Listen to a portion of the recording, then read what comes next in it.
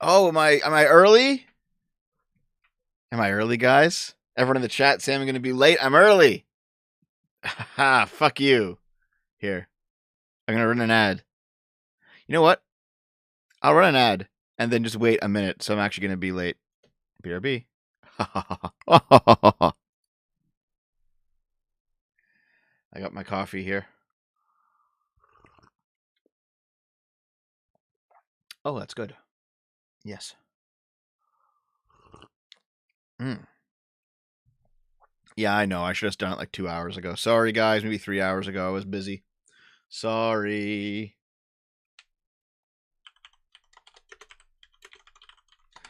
What's up? What's going on, guys?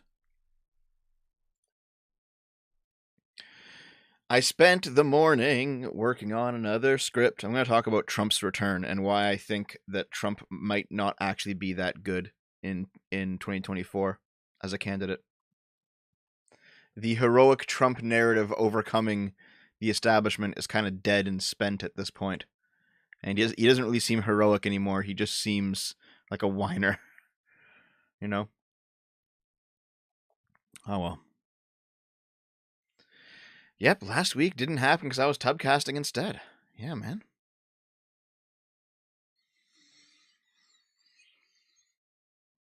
I'm trying to get ahead on the videos again now that I'm back. I gotta like whip Dave into shape, but he's doing stuff too. We dog pilling again. Always dog pilling. I've been doing a lot of thinking. Like I've been like just thinking a lot. You know, I have my views on Trump. The right, at least the MAGA right, is not gonna like. But I think it's true. I think that Trump is not as strong of a candidate as he was in 2016, even as he was in 2020. I think you know I could always be wrong. You can always hold this over my head later. But I think the age of Trump might be over, unfortunately. Happy birthday, Generic. Thanks for the $2, man. Happy birthday, buddy. So I've been thinking about Trump. I've also been thinking about the failure of gay marriage as a policy. I went into it with Dylan yesterday on the Dylan Burns interview, but I didn't have my ducks in a row to show like the actual stats. I have multiple studies now basically showing that gay men specifically, not so much gay women, but gay men are like spurning the idea of getting married. Lesbian women are getting married, but gay men are not. And it seems like within the gay community there is a resistance to this idea of conforming to straight sexual ideals. And so, like, what is the moral legitimacy of gay marriage if the gays themselves don't even want it? You know, I think that's a question that you can't ignore. There's something there that I need to think about. Thanks, Blue Yed. You fucking chaser.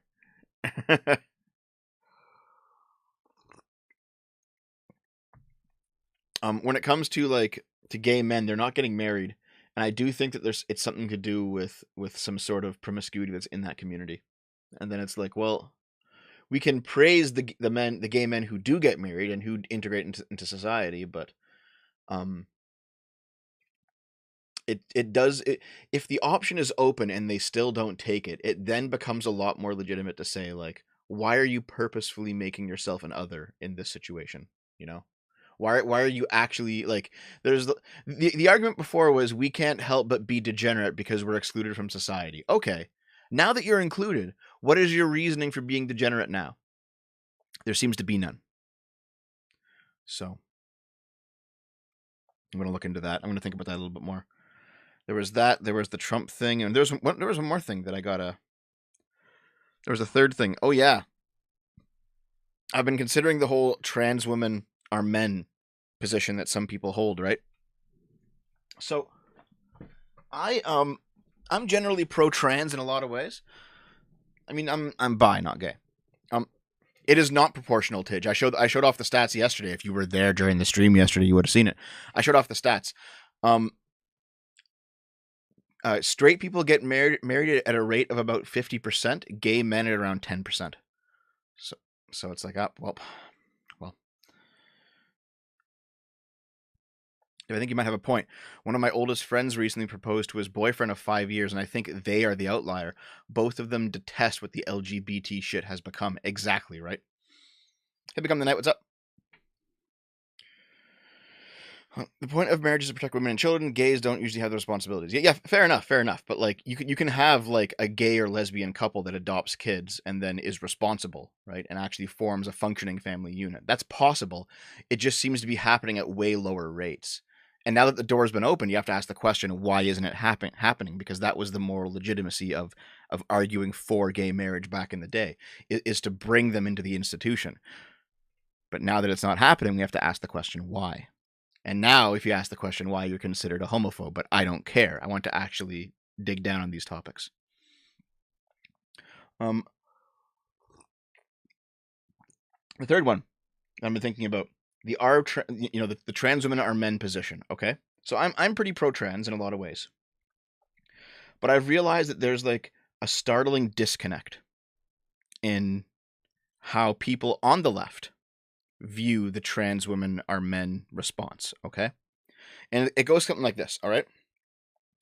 In a liberal, pluralistic society where we value each other's opinions and we value each other's privacy, and we have a neutral space in the public square where we can get together and discuss things but not actually oppress each other, you can have a person who says, I think trans women are men, but I'm not an asshole. I'm not going to oppress them. I'm not going to be rude to them. I'm not going to treat them poorly. We're going to have a difference of opinion here, but we're going to live and let live. You can live your life. I can live my life. You know what I mean? But oftentimes trans activists say, no, you must believe that trans women are women in your heart of hearts, or else you're being transphobic. And that logic does not work anywhere else. Think about any other belief system about how the world is, all right?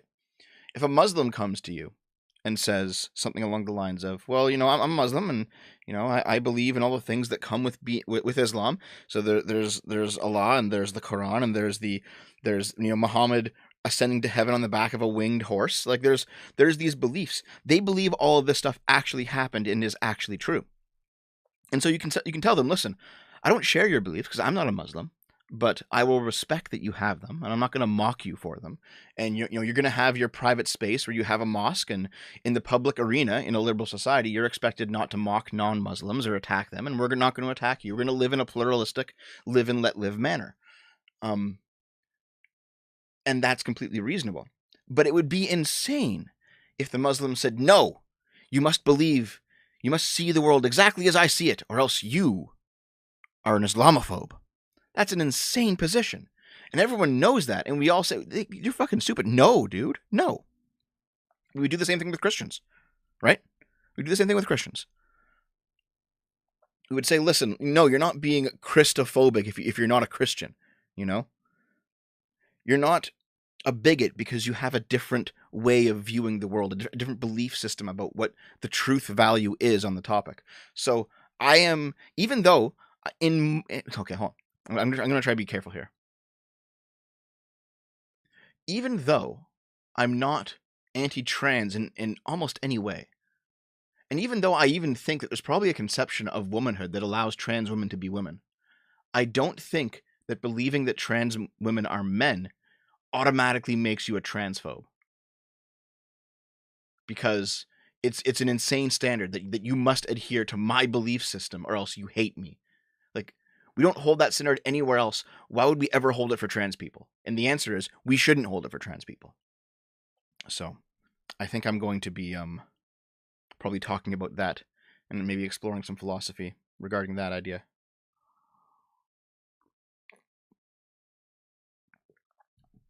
That's 100% utopian, 0% reality. Yeah, but it's how I think, There's a mosque in my city. They haven't blown anyone up yet, There's Christian churches in my city. There's a synagogue in my city, You have like Polish cultural centers, Ukrainian cultural centers, Romanian cultural centers. There's like, no, man, I'm okay with it. None of this stuff bothers me. The idea is that we're all different, but we're all still fundamentally Canadians. $20 from Geth. Thank you very much, dude. You think the backlash to LGBT isn't the thing itself, but the public exhibitionism? Almost completely, yes. Everyone knew some people who were degenerates behind closed doors, but the internet seems to have broken the private public life divide. Completely agree. And now, like, you know, I showed Dylan yesterday the Anna Valens article that queer sex is integral to public sex is integral to queerness. And he like lost his mind because he's like, who the fuck is this person? And I'm like, listen, you have not gone down enough leftoid rabbit holes, and you got to start looking at some of these crazy people, dude. 10 pounds, Mr. JK, thank you. Republicans will be forced to run Trump in 2024. If not, MAGA Republicans will vote for Trump as an independent over the Republican candidate and split the vote enough for Dems to take the election. Oh, no, I think so, too.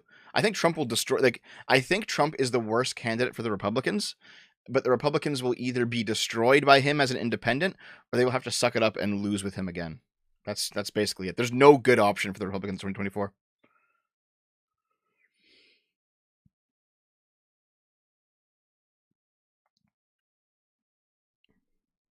And here's the thing, like, I am absolutely the kind of guy that would date a trans girl, you know? And I would be like, listen, even if you're not even if you're not necessarily a girl, you're still my girlfriend, you know? I would still have that meaningful relationship with this person if it came along, you know? But apparently I hate trans women. It's so stupid. It's so fucking dumb. I think Trump is the worst. Oh, I think DeSantis is a much better candidate for the Republicans than Trump. That's for sure. That's for sure. But yeah, like if they really wanted you to, what about a girl? I date Naomi. She's also a girl. Like, I would date women or trans women. And even femboys, man. Like, I'm completely fine with all that shit. It's okay.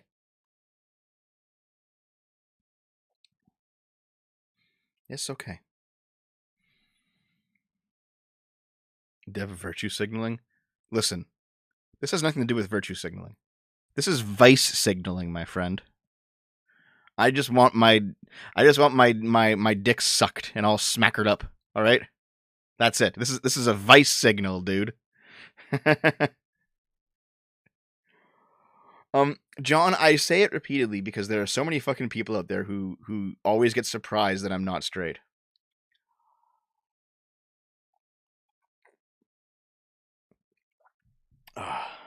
We know Naomi has a penis, Steve. Hold on. Dev, anyone who thinks DeSantis should run is either naive or wants to sabotage DeSantis. Here's the best case scenario for the Republicans. All right, Trump as president, DeSantis as VP. That's it. That's how you mend that's how you mend the divide, and also you boost DeSantis's future prospects. You give him some VP experience so that he can run on that as president in the future, the way that Biden did. Hey Fox, what's up? $5 from Willison. Thank you. There's a way for Republicans to win 2024. Just do lots of ballot harvesting. 2022 says this can work. Evolve with the game, I say. I am going to do my election fraud video. That is the like Dave's currently working on an Elon Musk video, and then after that we'll probably start working on the election fraud video. Ballot harvesting isn't necessarily bad. It just depends on what you mean, right? Like, some states, for example, only let you bring in ballots of family members, which seems reasonable to me.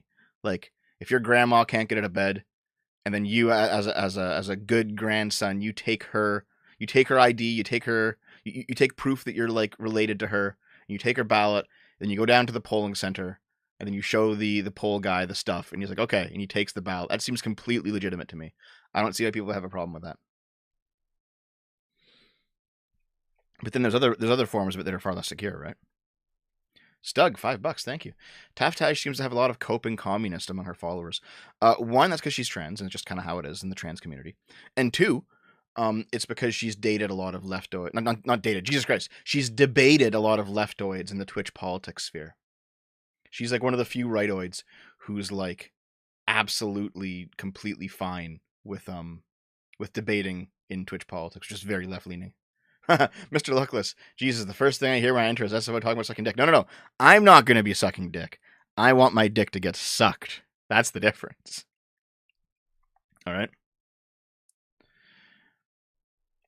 Devo, do you have a moment to talk about Lord and Savior Jesus Christ? I'm not a Christian, man. Sorry. I appreciate that you are, though.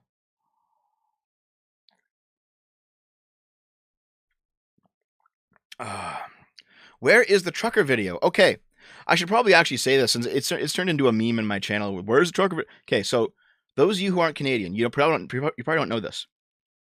Trudeau's use of the Emergencies Act is currently being investigated. All right. I think one investigation is going through the courts, and one investigation is being held by the Canadian Senate. And they're like getting witnesses and they're getting testimony from various branches of government. And that's currently happening right now. It's pretty quiet in terms of international news, but here in Canada, it's being talked about that basically there is a limiting mechanism on the Emergencies Act that can be used to hold the Prime Minister accountable if he used it improperly, and the investigation's ongoing. Now, I mean, the nature of political power is such that Trudeau's probably not going to get into any serious trouble. That's just how it is sometimes. But I don't want to put out the trucker video until these investigations have gone through, because there may be new information that comes out as a result of them. So I'm waiting, and we'll probably be waiting for quite a while, in fact.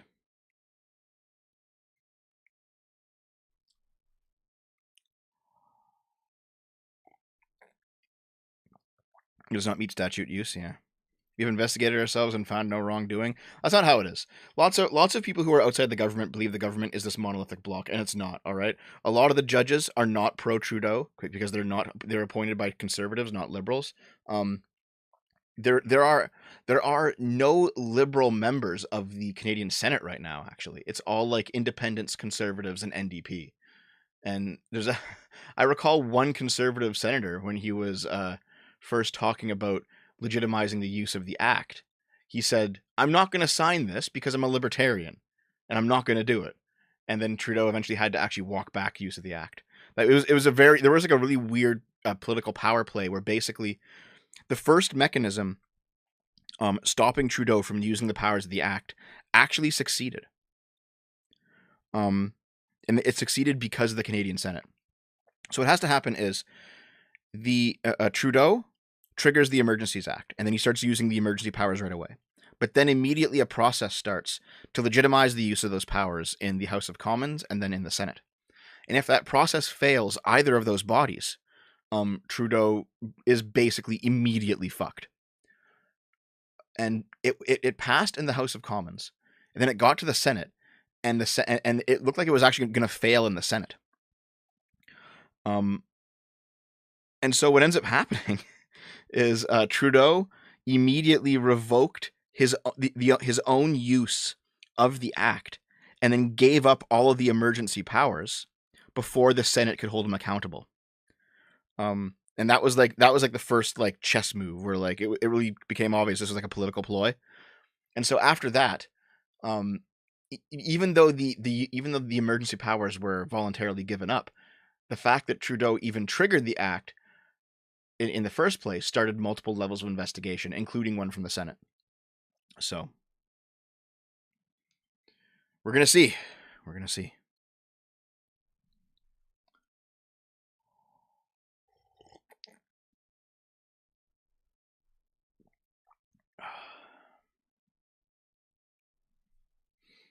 Well, here's the thing: like an Emergencies Act has to be fast acting for it to be useful, which is why that sort of thing is legal, right?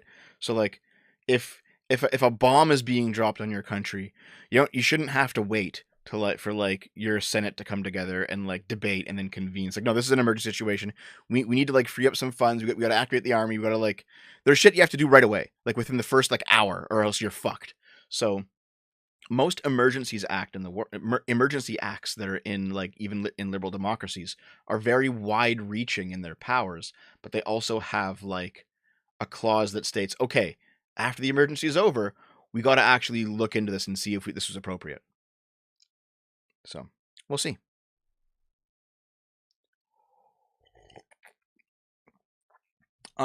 Impeachment's very hard to do here, even harder than the United States. But there are other ways that you can actually deal with a bad PM. For example, Trudeau has a minority government, right? And he really liked having his majority for the first 5 years. So as soon as he got his first minority, he says, I'm going to hold an election every 12 months until I get my majority back. And then after the second election, he still has a minority. He's like, I'm going to hold another election next year. Fuck you. And then suddenly the Conservative elects as their new leader this young, very well-spoken, very charismatic, libertarian-leaning kind of guy. And now this guy's extremely popular amongst Canadians. And Trudeau is not so popular anymore. And Trudeau's like, maybe I won't hold an election every year anymore. So now we got to wait a few years for Trudeau's like full term to end. Oh yeah, Singh has destroyed the NDP. They're done.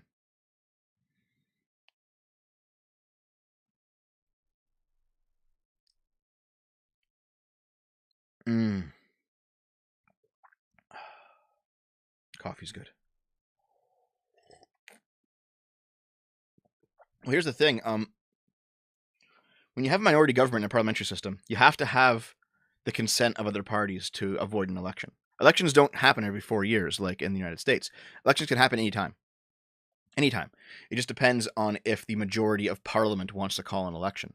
So generally what happens is in a majority government, you have more than 50% of the seats, your party controls, you have a full 5 years to get through what you want to get through. And then in 5 years, an election happens. In a minority government, you don't have 50% of the seats. So you have to cut a deal with other parties. And if those other parties withdraw their consent, then your government falls and there's an election right away. Hey, Flamenco, what's up, man? Elections are partially up to the Prime Minister, all right? They're partially up to the Prime Minister. It's just that in the parliamentary system, it's not a steady set term. It depends on if the Prime Minister can keep confidence in his party to the rest of the Parliament. Because like you have like a completely terrible prime. This has happened in Australia. You had such a gridlocked Parliament that they couldn't even pass a basic budget. And what ended up happening was the Queen, in her representative of the Governor General, came in and immediately just said, "You're all fucking dysfunctional," and hit the nuclear option, and then called an election. So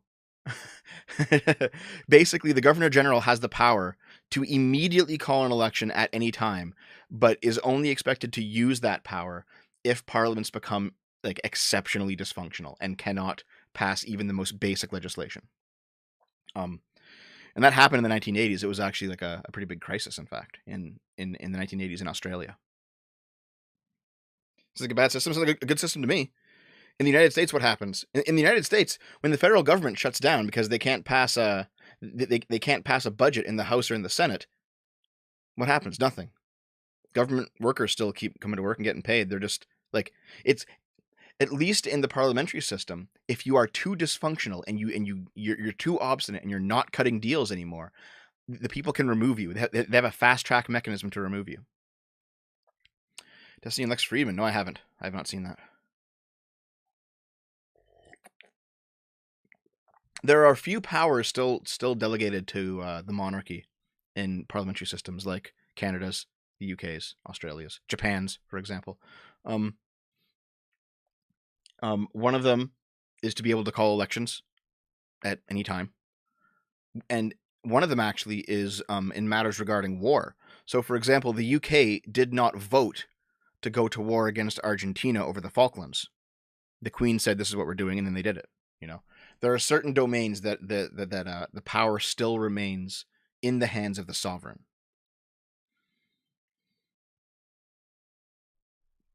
And it's the same thing here too.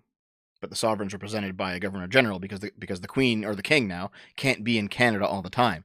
You know, the royal family of the UK spends most of its time in the UK, but they do regularly go to other countries like Canada and Australia and New Zealand. And while they're here, they perform the function of monarch for like King of Canada or King of Australia. Anyway, sorry about my ranting, guys. Should we look at some stuff? Because I have some stuff that I think you guys might want to see. Are you guys ready? Hold on. I'm getting it all set up, okay? I'm getting it all set up. Okay.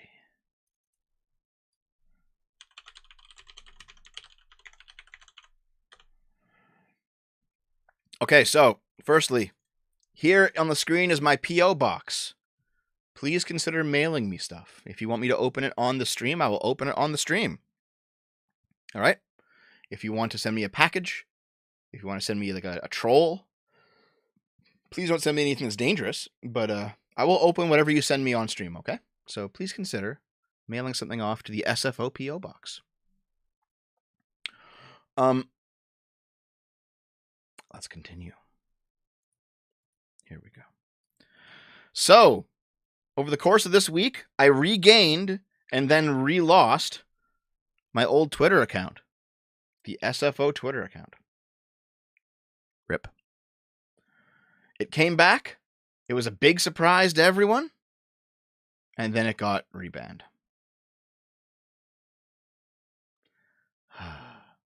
Here's the thing. I didn't do anything, actually. I barely used the account after it came back. I went onto my my email for this account, and they had sent me a one of those Twitter automated messages that says your account has been banned because of, and then they like have like a blank space for the reason. The space was actually blank. The space was blank. They gave me no reason. It's like your Twitter account has been banned for violating, and just had nothing. There's like no, just empty. I was like, oh, okay. so I reapplied to get it back, and I'm like, why was I banned? Like, there's no, I don't know why I was banned. You guys didn't tell me why I was banned. However, there's a few autistic sleuths in the devtatorship who have figured it out. Kind of. I've had to use Knitter to go onto this guy's account because he's blocked me. He's blocked me on the Morbius Devo account. But here's a guy. Be Mean. It's this fellow. The unicorn mecha, the pansexual. An organism with cells containing a nucleus and other membrane-bound organelles. 24 years old. Minors do not interact. ANCOM, Black Lives Matter, ACAB, anti-imperialist, anti-capitalist. They/he. It's this guy. And he has a very long thread about all of my sins. Yeah. Trigger warning, transphobia. Here's Morbius Devo, aka Devtrospective, acting in direct violation of Twitter's hate speech TOS by repeatedly misgendering a trans woman. You're not really a woman if you don't want to be cis. Women don't brag about dick size. So these are the pictures, right? Where like I said, sometimes I wish I were a cis woman. Yes, that's what being trans is. Though it has to be all the time, not sometimes. That's what dysphoria is. If your goal is to be not a woman but a dick girl, have fun chasing that aesthetic, but it's not the same thing. That's true. That's completely true. I'm correct here, all right? A core component of being a trans woman is that if a wizard appeared and waved his magic wand and turned you into a cis woman, with all the functioning parts, with the DNA, with all of it, you're completely a woman now, you would take it. That's what being a trans woman is wanting to be a cis woman. It's not wanting to be a fucking Futanari from Bible Black. All right?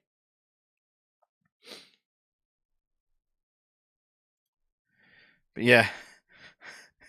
I probably trolled too hard to get this guy's attention because, you have, you don't get to decide my identity for me. I just did. Giga Chad. That's how it is, man.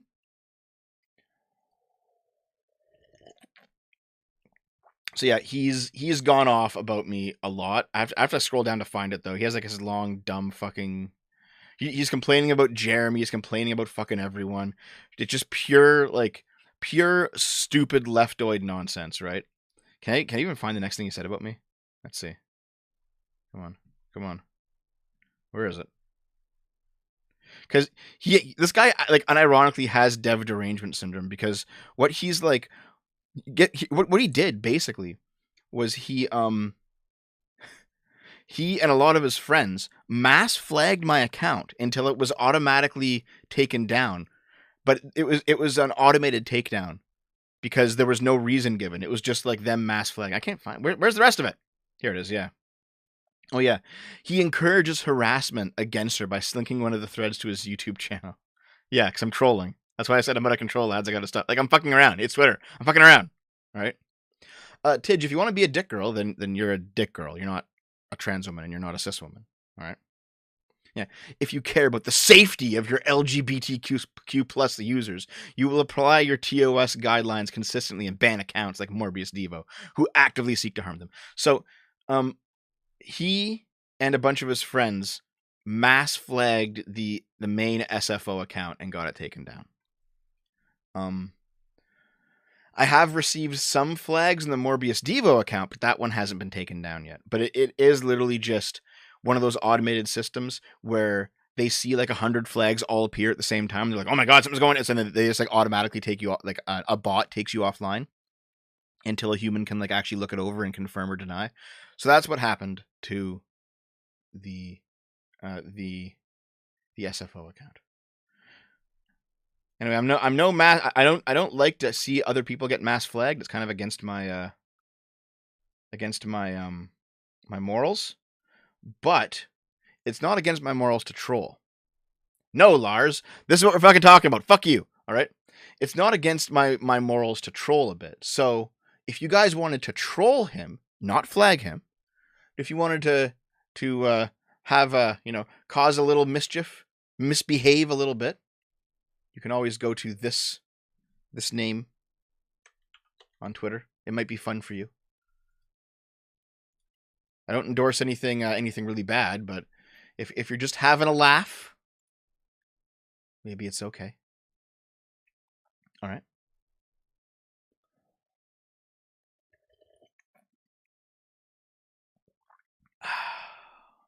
Oh yeah, also there's no humans left behind Twitter right now. Elon purged them all. Dev is the fucking worst? Yes. That's why you're here. We're all the worst. Nobody here is an upstanding individual.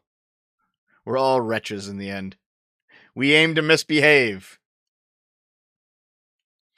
We do a little trolling, exactly, guys. Okay. Anyway, that's that nonsense, okay? I hold on, let me just check something real quick. Okay. All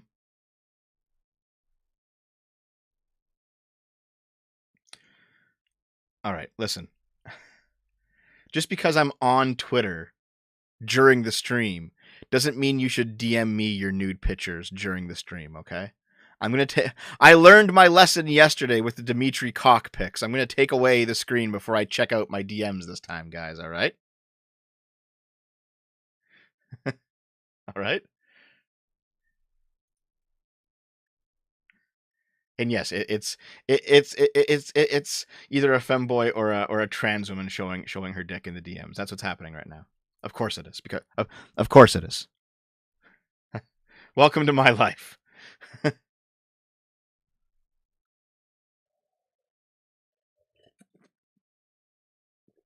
All right, let's pull up what's next. Shut up, Lars. Fuck you. Because guess what? We're going to be staying on Twitter for a little bit. Ha ha ha ha. Let me just put on my headphones. All right. It's her penis, you bigot.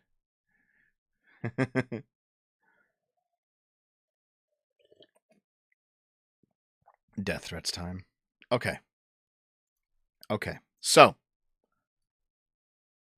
let's check some of this stuff out, okay? Ready?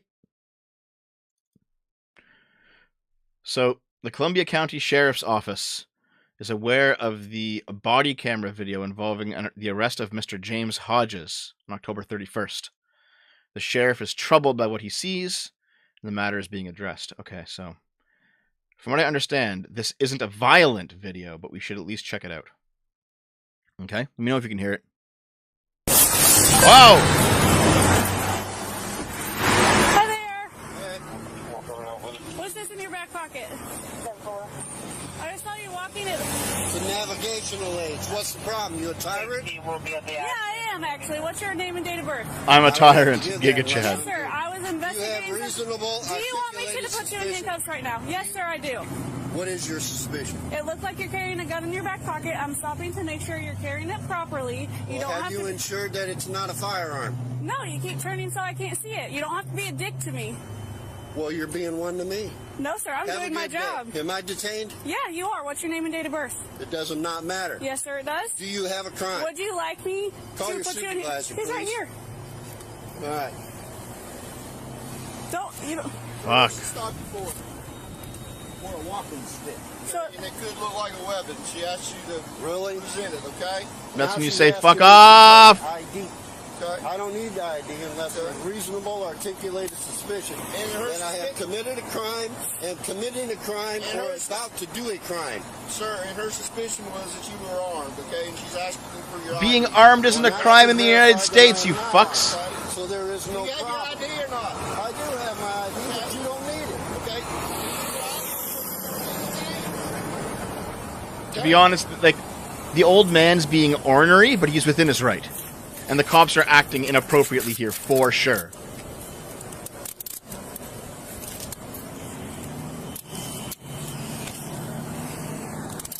All right, you deserve it. Taser, taser, taser! Just blows him away. I don't know where his wallet is. Where's your wallet at, sir? I don't have a wallet on me. Okay, where's your ID? Where's your ID at? Pocket. Which pocket? You're See, not maybe allowed that to- was a mistake. He shouldn't have said where it was. This is when you shut the fuck up. It's in this pocket.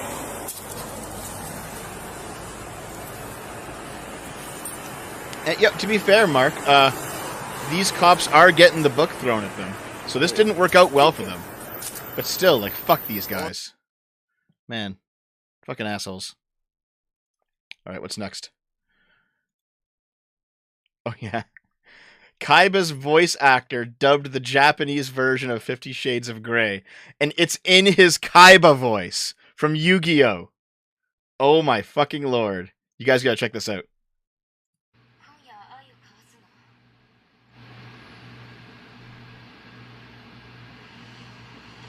二つある。一つは僕は愛を交わさない。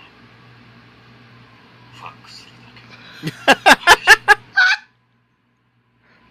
Kaiba, no! それじゃあもう一つは今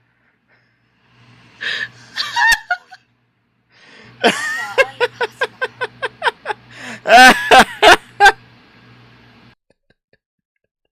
Card games on motorcycles, guys. You just fell for my trap card. Fuck.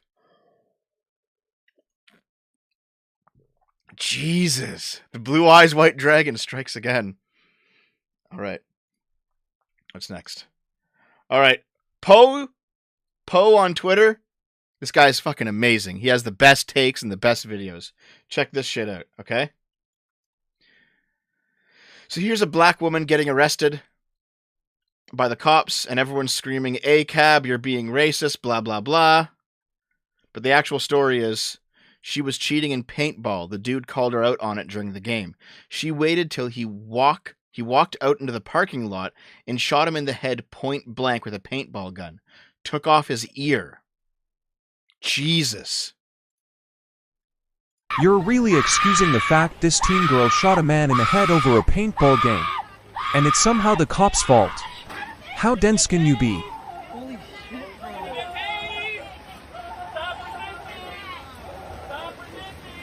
Taser in the fucking ear.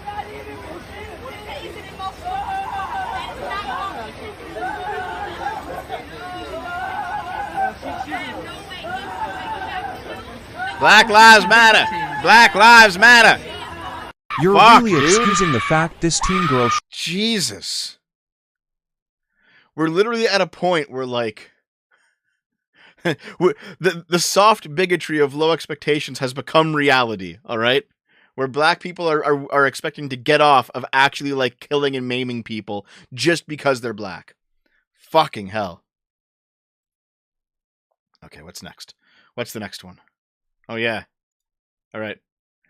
So, A Ukrainian grandma is really happy at the soldiers who have come through her village because they're showing her all the Russian shit they've blown up.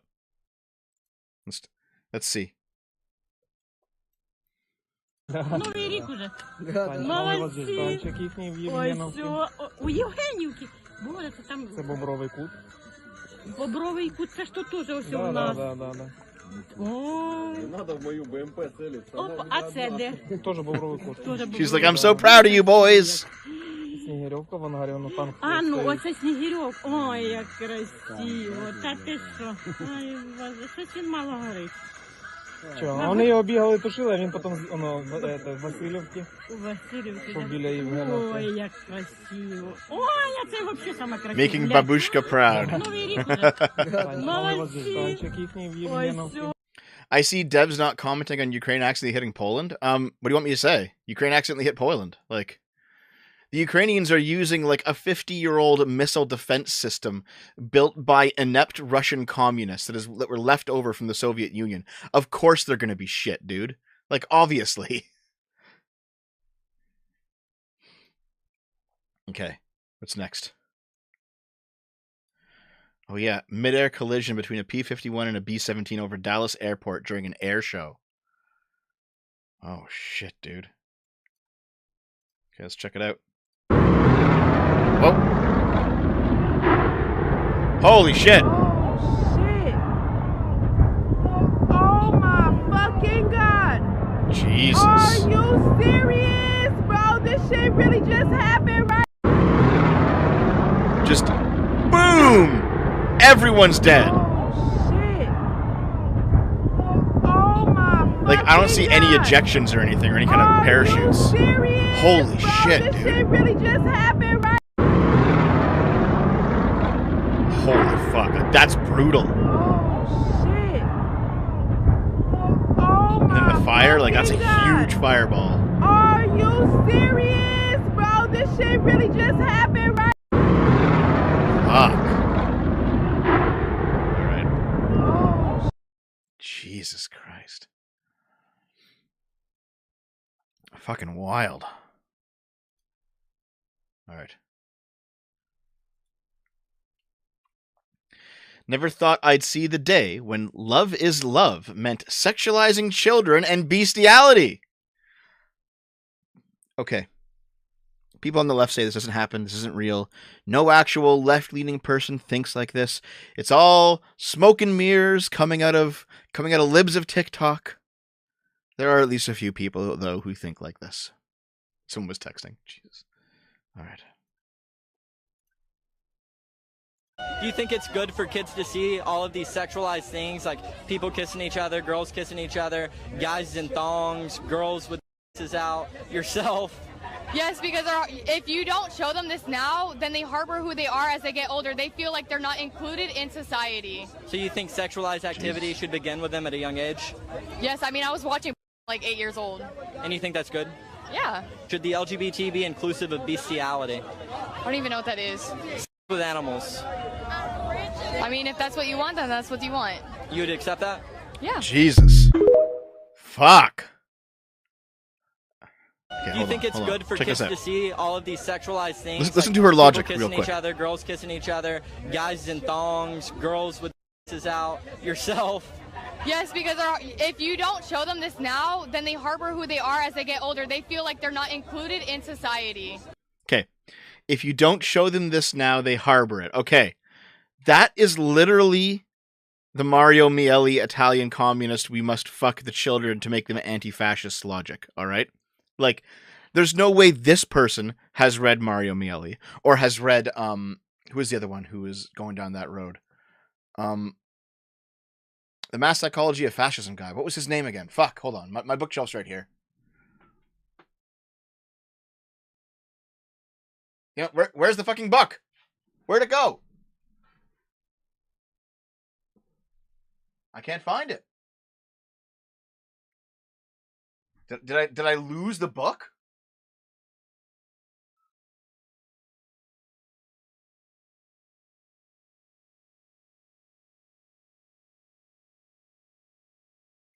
All right, well, You know, it doesn't matter too much. You know what I'm talking about. Not Gramsci. Wilhelm Reich. That's who it was. Wilhelm Reich. Yeah. So Wilhelm Reich was a psychologist.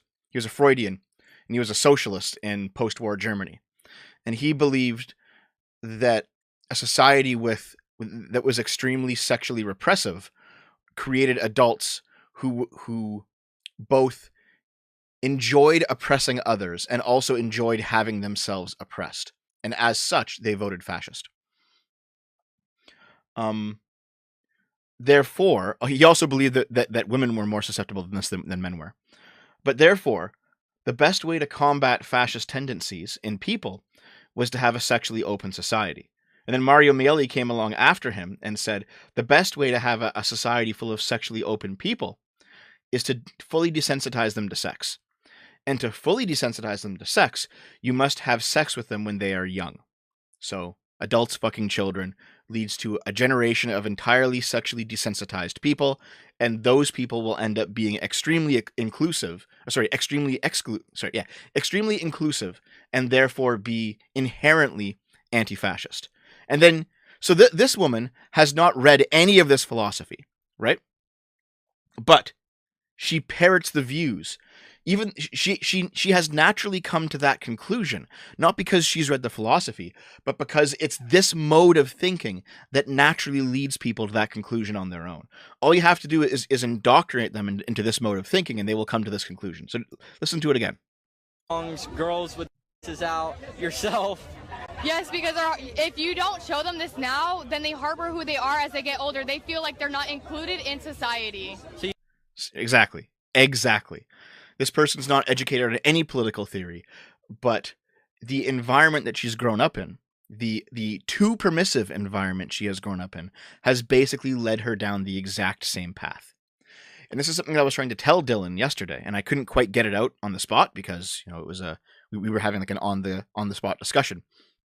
But I was basically saying that you don't have to have read these philosophers, or you don't have to have studied critical theory to actually like most people follow this stuff, not because they've actually read critical theory. Critical theory is simply analyzing what is there. And these people are what is there, you know? So you don't have to know Mario Mieli to believe that you should, as a gay man, fuck young boys to make them anti-fascists, all right? That could be a belief that you've already come to. Mario Mieli just put it into words. It's a ridiculous belief, obviously, but the point that I'm getting at is that there's a certain component of leftist politics, not all of it, but there's a certain wing of leftist politics that naturally trends this way, and the left so far has not reckoned with it yet, and the left has to, or else they are going to keep losing these culture wars.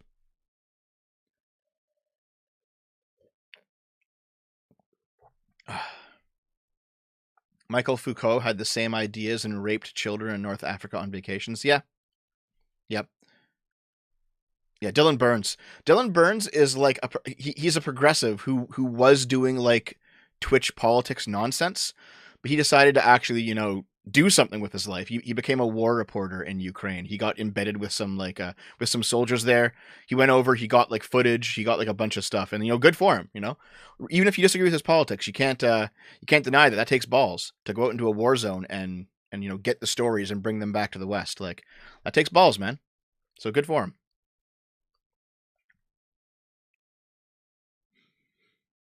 So yeah, that's that nonsense. Oh yeah. This is from the Libertarian Party of Delaware. Homeschool your kids. Let's see what this nonsense is.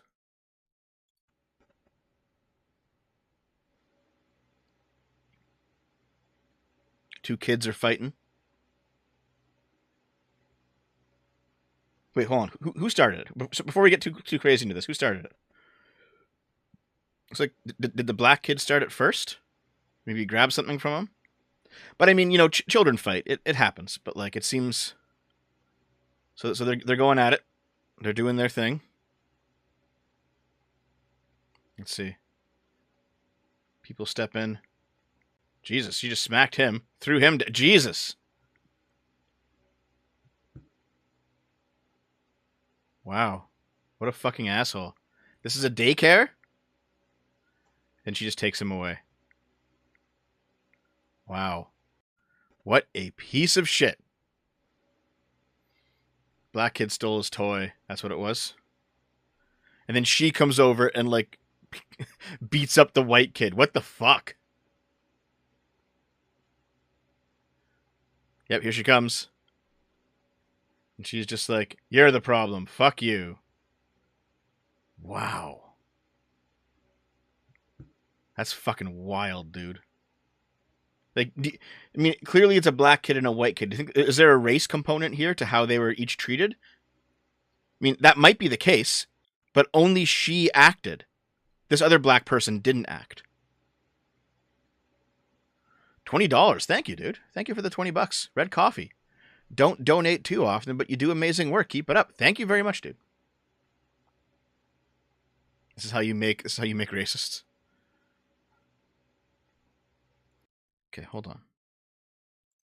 Is there anything more? Oh, hold on. 24-year-old Tiana McElveen in Sumter County, South Carolina, was arrested and released on a $1,500 fine after slapping and throwing a 5-year-old autistic child in her care. She was fired for another incident involving making children eat off the floor so they ate like dogs. Jesus.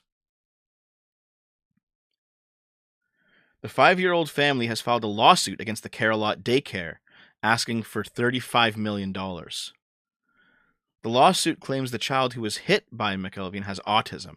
It also claims the other little boy the child was fighting was her son. Okay, so hold on. Like, if you see... Yeah, so... They come around the corner of this shelf, right? She can't really see it yet.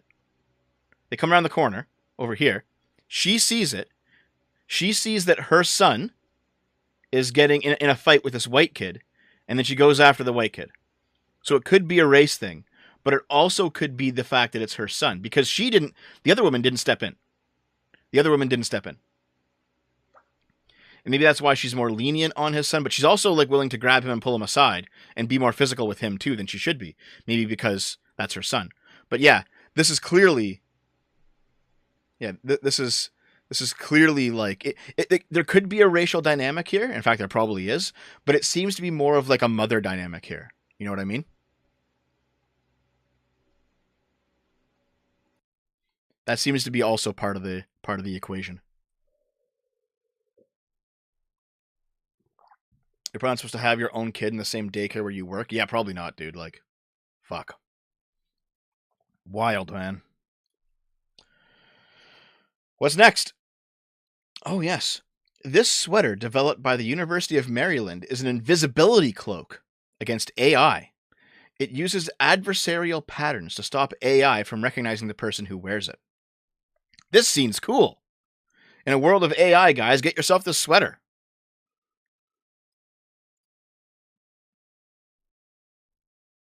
Okay, so it can track the people, because they're all people shapes. And now it can't. See?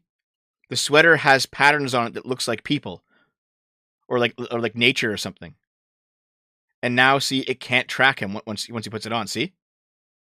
It's tracking his shadow more than it's tracking him. Wow.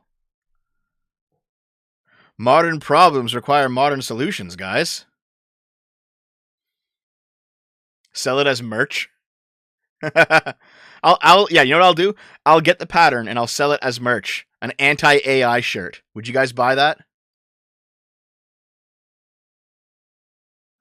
Cyberpunk 2077. Now I'm invisible. It kind of works and kind of doesn't, see? He's like, yeah. Look, it's actually trying to catch like the little blob in his shirt. Look at it. It's getting the blobs in his shirt, thinking they're people.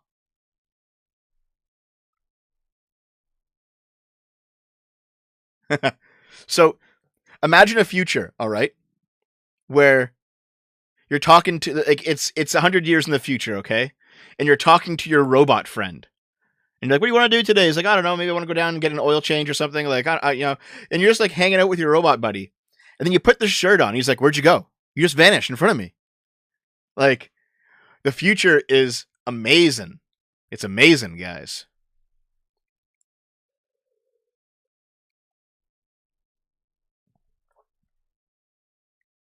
Okay. This is one final video, also from Poe. Sorry, from Poe. Poe, Jesus, might as well be from Poe. However, I don't. I haven't watched this one yet, so I don't know if it's bad or good. I guess we're gonna see. Let's see here. She made up a whole situation in her head and then blamed the guys for her own insecurities. She crafted a situation to justify not talking to him. Black girls, does this happen to y'all? I can't be the only girl who goes through this. Okay, let's see what this nonsense is. Poe being a black guy himself, he loves to post about like ridiculous black issues that are on TikTok. Let's see what we got. Okay, so this is like something that like I really want to know. So today I was at school and I walked in like the little village area, like, you know, I was just chilling. I was doing my homework and I sat down to do my homework and this really fine black man walked past me. Disclaimer, I'm black. But anyway, no so shit. He walked past me and I was like, damn, he's really cute. I'm not going to talk to him anyway, but like in my head for a second, I was like, he's really cute. And then I was like, oh, he's tall, like he's an athlete, blah, blah, blah. And then, you know what I said to myself? I said, this black man probably don't even like black girls. He probably doesn't even talk to black women. He probably don't even think twice about black girls at all whatsoever. And this is something that has been happening to me since high school. And I'm so tired of having to wonder whether or not black men even like black girls. It's so disheartening. It's ridiculous at this point. Okay, so this is like something that like I really want to know. So today I was... You know, race dynamics and dating are a weird thing on the internet because I've seen black women get angry that black men won't talk to them. You know, I've seen white women, they're like BBC size queens. They only want to fuck black men, you know? I've seen black men who are like, where are the white women at? You know? I've seen black women who only want to fuck white men. And they're into like slavery race play. You see that shit all the time. You got black women out here who want to go back out into the fields and shit. You know? There's some weird shit going on out there regarding race and sex when it comes to the United States, dude. Fuck. $2 from Artemis Fowl. Does the Ahego face shirt have the same effect? Maybe, dude, maybe. 500 yen from Mr. Luckless. Thank you. We live in a cyberpunk dystopia, but we didn't get the flying cars or cool cybernetics. I don't know which one is worse. Well, to be fair, we do have flying cars. They're called helicopters, you know? And the lift needed to like lift an object up into the air is fucking massive. $5 from Lincoln and the Poor Boys with no message. Thank you.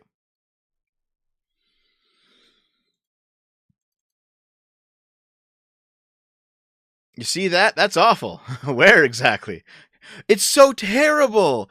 Oh my God, it's so terrible that there are just legions of hot black women out there who want a white master to put a collar back on them. And gee, how far can I take this joke? Okay, we're just going to stop right now before I get fucking nuked off the internet. All right? I was going to keep going, but I figured maybe this is the end. Okay. But hey, if you're out there looking for a GF, find yourself a black woman. Might work out. Okay, what's next, guys? What's next? What's next? And now the news. Well, this is partially news. It's news to me. Let's talk about some articles I've collected, okay, my friends? Report it to YouTube. No! All right. Let's talk about this stuff. They're ready to invade Wakanda. Damn. I know a lot of black men that won't date black women because they treat them badly, they whine all the time, and they're high maintenance. Damn. Okay. Let's go, friends. Let's go. I've collected for you many interesting things. Some good, some bad. Power Rangers, Jason David Frank, dead by suicide at 49. F's in the chat, guys. R.I.P. The Green Ranger is gone. Damn. One of the original Power Rangers has died. He died in Texas, according to his rep, Justine Hunt. Sources with direct knowledge tell us his death was the result of a suicide. This just happened. It happened while I was... it happened like... I was turning the stream on, and this just came out. So this is very new news, guys. So, suicide. The JDF is best known as Tommy Oliver from the original run of Mighty Morphin Power Rangers back in 1993, where he was introduced as one of the 6 crime/monster fighting superheroes, masked head to toe with kung fu skills. He started out as the Green Ranger, introduced first as an enemy of the Power Rangers, only to do a 180 and become good. After his power started to deteriorate, he turned into the White Ranger, and then tapped as the new leader of the group. He was one of the leads for 3 seasons. He went on to come back for several specials: Wild Force Turbo Zeo, now Down Thunder Megaforce, and Just Steel Hyperforce. He's been a Red Ranger, a Black Ranger, and a Green Ranger. He's a fan favorite Power Ranger. Man. R.I.P. In the real world, he was a professionally trained MMA brawler. He was well versed in Taekwondo, Muay Thai, Judo, Brazilian Jiu-Jitsu, and others. He fought professionally from 2008 to 2010. And he's survived by 4 children. 49 years old. Damn. R.I.P. He's back in the original suit.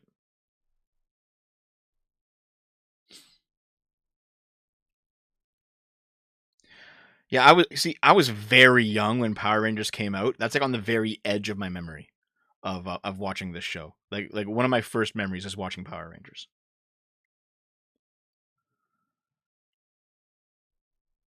And looking back, the Green Ranger, his arc really basically was just as Vegeta, wasn't it? Where he's like he's the foil to the Red Ranger. He's just as strong, but he's like kind of evil, but he's also kind of good. He's like kind of an asshole, but you kind of win him over in the end. The Goku Vegeta relationship is like, it's like Batman and Superman, right? Where there's all these hero anti-hero relationships out there that are pretty compelling. I think it's like a Cain and Abel story almost. Was it in Canada and was it assisted? Jesus.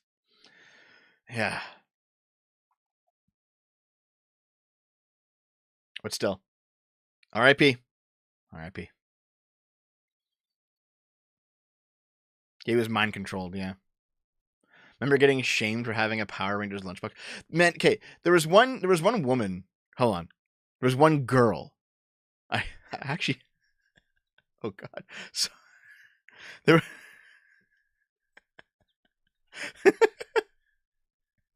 Okay, we'll just tell the whole story. There was one girl who admonished me. I was like 6 years old or something, or 5 years old. She admonished me for liking Power Rangers. Because it was violent, and being violent is bad, and boys are bad, and if you're violent, you're a loser, said this girl. I would go on in high school to have sex with her in the boys' washroom when I was like 17. And then she would go on in her 20s to date a random dude who liked getting blown by her while he took a shit. And she just did it. So I think now she's married and has a couple kids, but she will always be the shit blower in my mind. She's an Antifa now. All right. Let's continue. R.I.P. Green Ranger. You were a hero.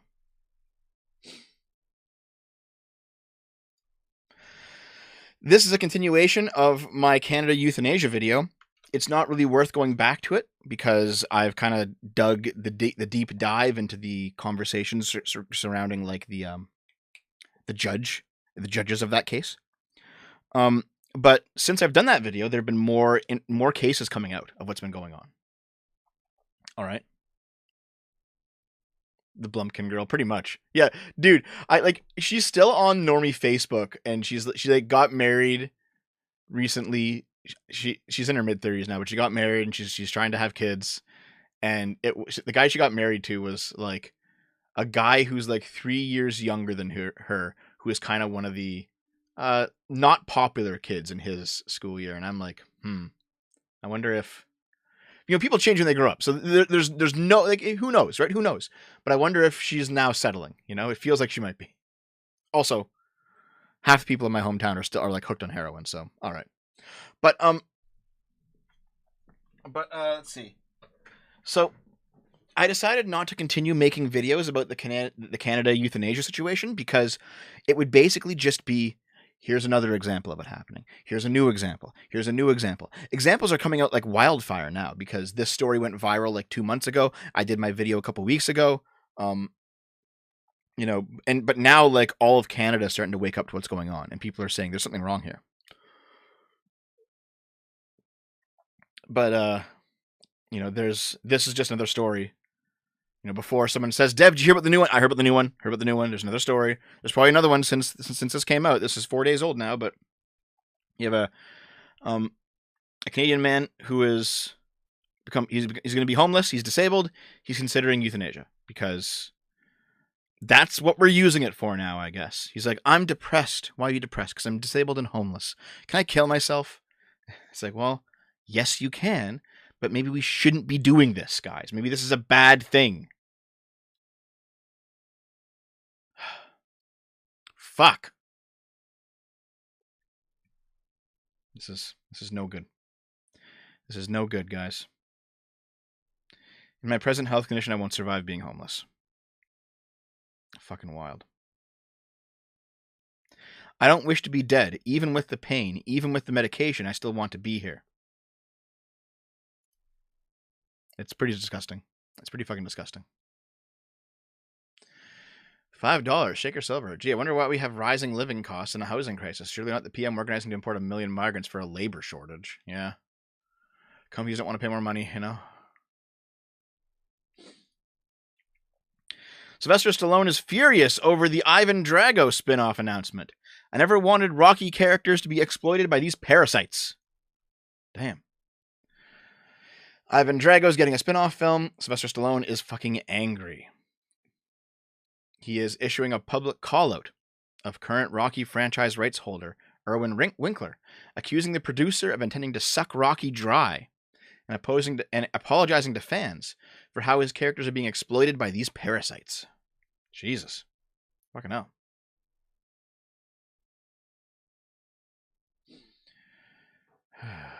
That sucks. The only confirmed detail about the film is that it will be penned by screenwriter Robert Lawton, who reportedly came to MGM's attention for developing a spec script regarding potential documentary examination of the Rocky franchise's history. Yeah. So, we don't know anything about the movie. We just know that that Stallone is angry that we're getting a fucking Ivan Drago film. Because Jesus. Fair enough, right? Fair enough. Maybe he didn't want to see his franchise go this way.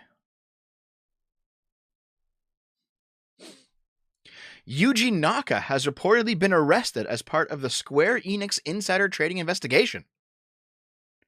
For those of you who don't know, Yuji Naka was the creator of Sonic back in the early 90s. Former Sonic team head and Sonic the Hedgehog programmer Yuji Naka has been arrested in relation to the ongoing Square Enix insider trading investigation.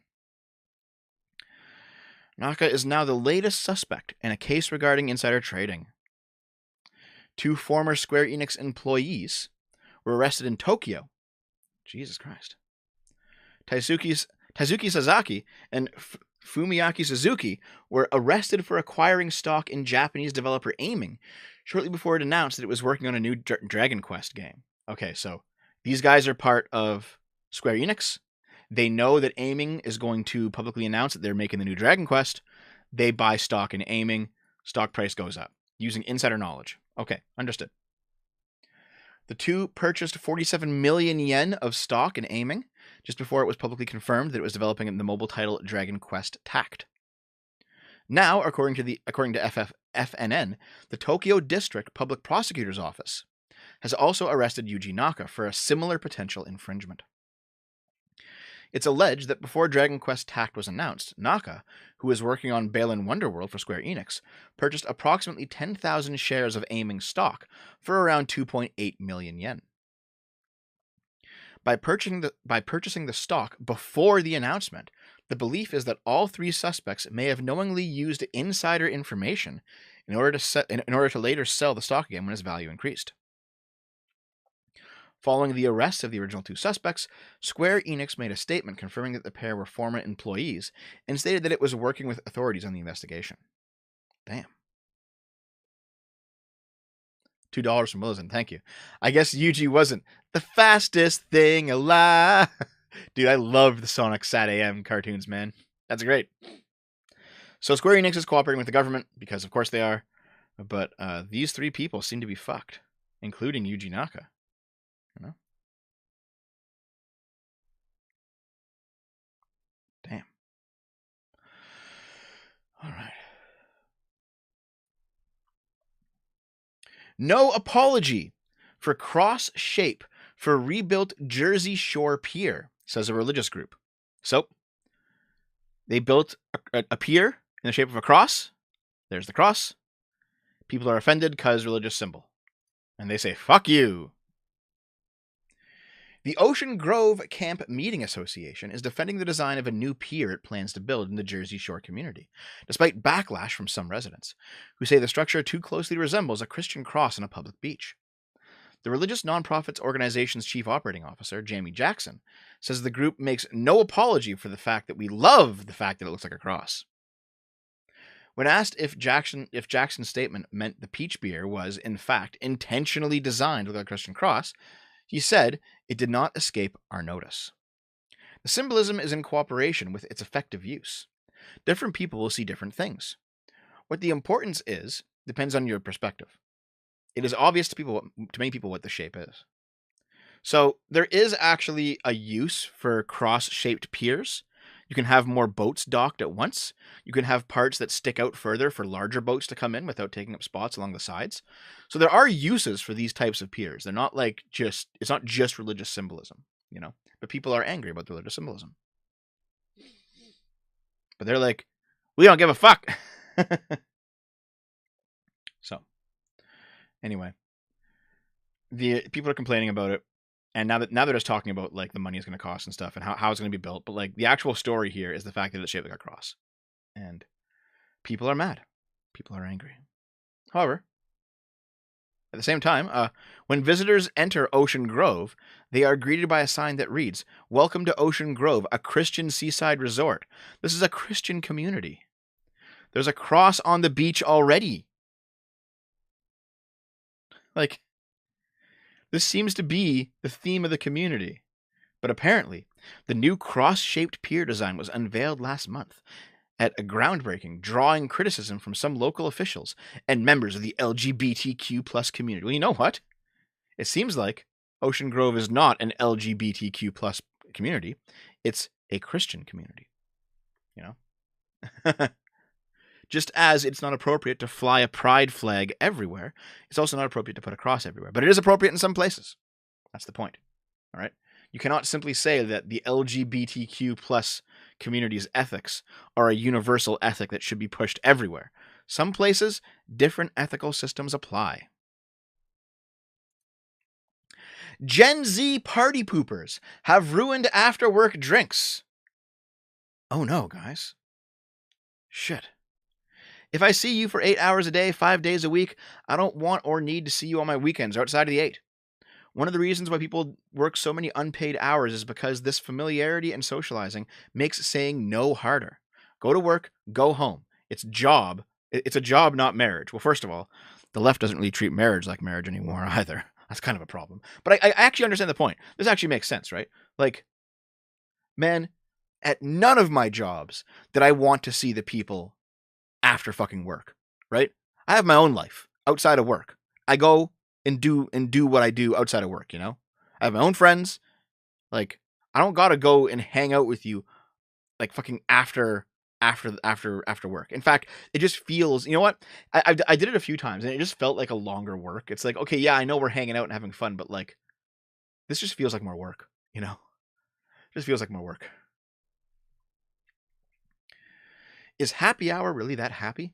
That's the debate on tap as workers settle back into going to the office and potentially grabbing drinks with coworkers at the end of the day. Some young millennials and Gen Zers, who tend to be ever concerned with healthy work-life boundaries, are taking a stance against socializing with colleagues. I enjoy my private life and enjoy not to hang out with coworkers when I'm trying to relax and not think about work. You know, fair enough. Can't complain with that, right? This is from Michael Nicosia. The Dallas, Texas asset manager likes the people in his office, but when he's off the clock, he prefers to not think about work. When I've previously gone out with coworkers for drinks, 90% of the conversation is centered around work, gossip, and the like. Yeah, that honestly, that can be really annoying. Like, I don't want to keep talking about work when I fucking come home, you know? Oh yeah, of course. Like, if you bump into someone, you say hi outside of work, right? But like, I don't chill with people that I know at work. I have other friends, you know? Let's see. Some other people like Diamond Nelson, who's 23. Can I close this fucking... Yeah. Who is a nursing assistant in Baltimore, are guarded after bad experiences hanging out with colleagues. Nelson once invited a coworker to her home and things seemed fine. But the next day at work, Nelson heard mean comments about the lack of luxury in her living situation. Not everyone has your best interest at heart. That's why I don't socialize with coworkers. I've seen how things can be used against me.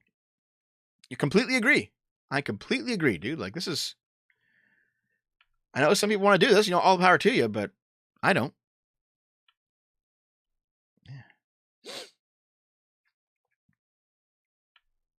I don't think there's anything else that's more interesting here. Just that boomers complaining that young people aren't doing the same things as them yet again. They're killing another industry. All right, got it. Yeah. The worst part is when you don't go to these after work events and then it hurts your promotion. It's like, Jesus Christ. Man, it should be the quality of your work, not like how much you suck up after hours, at least in my opinion. Anyway. Chinese Harvard student decides not to learn English anymore. Okay. A video of a Chinese Harvard student explaining why she has decided to stop trying to learn English has gone viral on Bilibili. This is like a Chinese TikTok type site, even though they already own TikTok. In the video uploaded on Thursday, 24-year-old Tatala shared her reasons behind why she no longer wishes to learn English. The video was submitted as an assignment for a Harvard Language and Equity course. Tatala explains that she has always been a good student when studying English. However, she never felt satisfied, and her confidence has wavered. She provides several examples of when she felt that English has affected her confidence at school. According to Tatala, during primary school, she was given the English name Wency by her American teacher. Is Wency an English name? Okay. Which she often found difficult to pronounce due to her northern Chinese dialect. She would pronounce Wency as Vency, despite her teacher correcting Tatala on multiple occasions. So I said, "Yes, sir. Thanks for your instruction." And I went home practicing Wency 100 times. Tatala, however, expressed disappointment that her teacher never attempted to call her by her Chinese name. But he never even realized that I was not even Wency. I have my name in my language that he didn't even try to enunciate. Tatala said she continued to receive good grades while studying English, and in middle school, she traveled abroad to the United Kingdom, where her friend asked if she would rather have ham or turkey. When Tatala asked about the difference between the two, her friend and her mother both laughed as they explained how a pig says oink oink and a turkey says cluck cluck. I didn't know the vocabulary. It's not that I'm too stupid to recognize animals.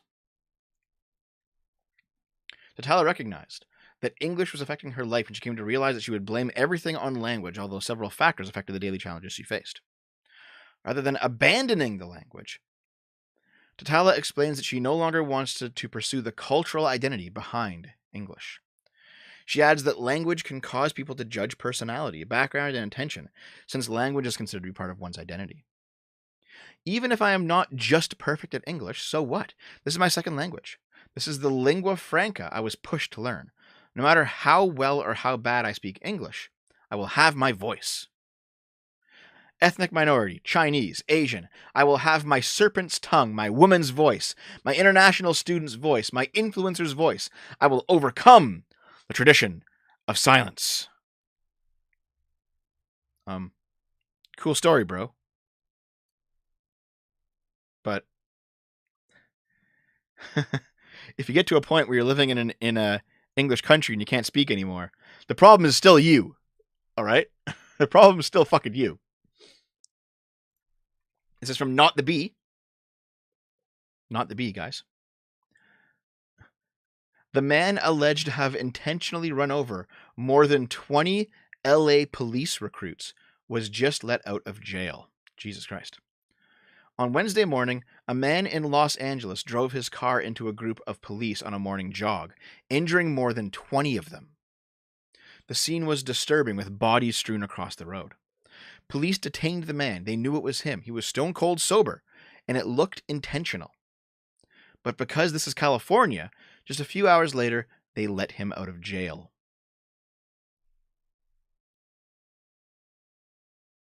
Jesus. Can we see the original article here? Holy fuck. Driver accused of hitting Los Angeles area law enforcement recruits is released from jail but is still being investigated. Let's see here.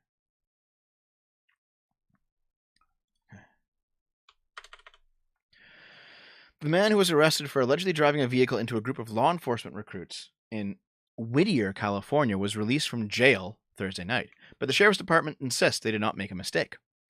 Nicholas Joseph Gutierrez, 22, was released from custody according to jail records, citing an insufficient complaint.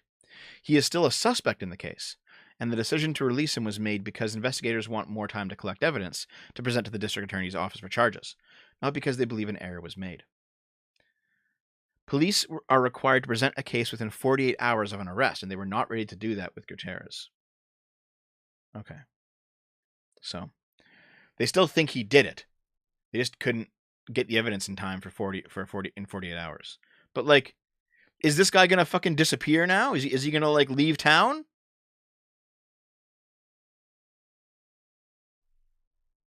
That seems kind of shady, you know? Of course, his attorney says, I have no doubt that an in-depth investigation will confirm that Nicholas is a hardworking young man who holds no animosity towards law enforcement, and this was absolutely a tragic accident. Yeah, all right. Maybe, maybe not. 5 of the injured police cadets are in critical condition. 4 recruits suffered moderate injuries, while 16 sustained minor injuries. Gutierrez suffered minor injuries as well. All right. The initial reports say that it wasn't actually intentional. The driver, who was going the wrong way, showed no sign of impairment, and he blew a 0 on a breathalyzer test. There were no skid marks at the scene. It looked like an airplane wreck. So many bodies scattered everywhere in different states of injury. Fucking hell, that's wild.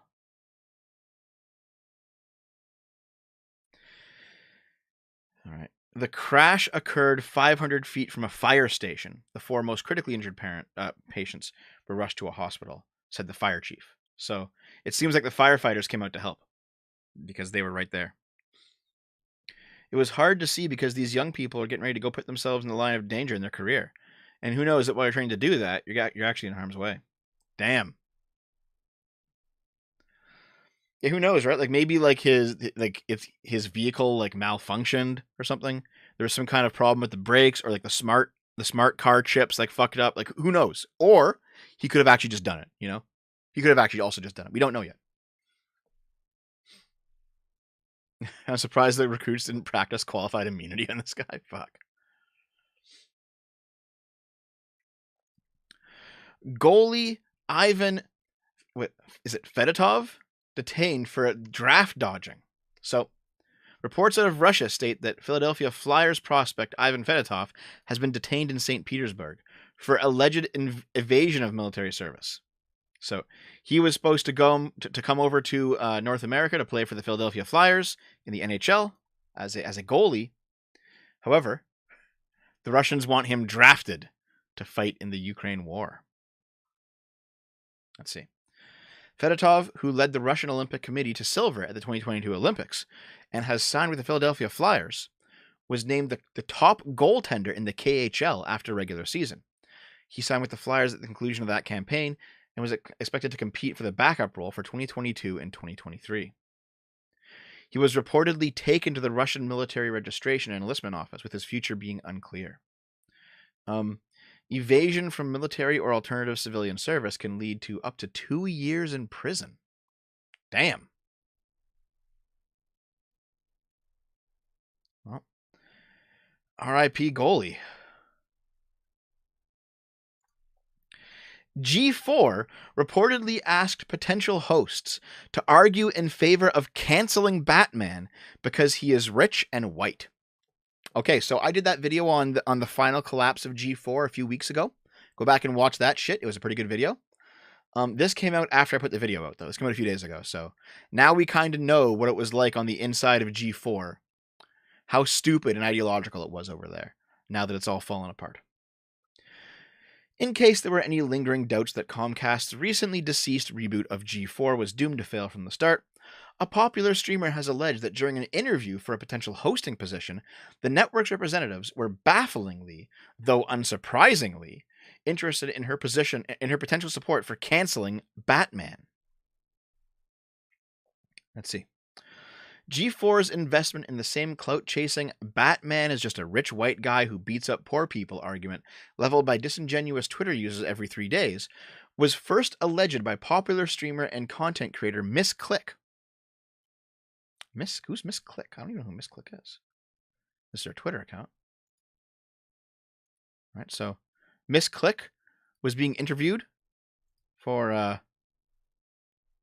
decent size, right? Okay, 35K. She's a Nintendo of America ambassador. All right. Twitch and Discord partner. She seems to have at least somewhat of an audience, right? But she was being tapped to be a host on G4. How big is her Twitch? Miss Click. 61.9K followers. All right. Like, this person actually seems like a gamer and not someone who's faking it, right? So, fair enough. Fair enough. I have that same tingle plush in the background there. But anyway, fair enough. So, seems to be an actual gamer making an actual channel. She got interviewed at G4. Then she revealed after the interview. Hold on. She revealed after the interview. Hold on. Where is it? Hold on. Miss Click suddenly asked the panel if, because we're talking about Batman stuff, do you think now that G4 is gone, I can talk about stuff?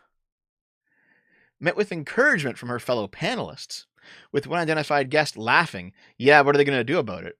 And RGT85 declaring fuck G4. Miss Click began by asserting, people are always like, shut G4 down because of this or that. And I'm like, bro, I was already sus on G4 shutting down from the interview process. From there, the streamer recalled how after being offered a host position on G4, she was eventually invited to go through the network's formal interview process, during which the guy who was interviewing me asked, so, why should we cancel Batman? And I was like, wait, what? And he's like, yeah, why do you believe we should cancel Batman? I asked, why are we canceling Batman? And he's like, because he's rich and white. And she was like, what do those two have to do with each other? And he's like, yeah, people just believe that he skates in the law and that if someone of color did the exact same thing, they wouldn't get away with it like he does. Asked by a stunned RGT85, that was a real-ass question they asked you? Miss Click confirmed, that's literally what G4 Recruiting asked me. I think this is one of those reasons why they didn't pursue me to the next level, the streamer said. Because I was like, well, to be honest, if I was getting robbed or assaulted in Arkham or something, I wouldn't really care who's saving me. I don't care if he's rich and white. I just care enough that he's actually, like, saving people. Because, like, are you going to do anything about it?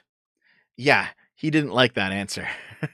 The Joker voice, we cancel the Batman.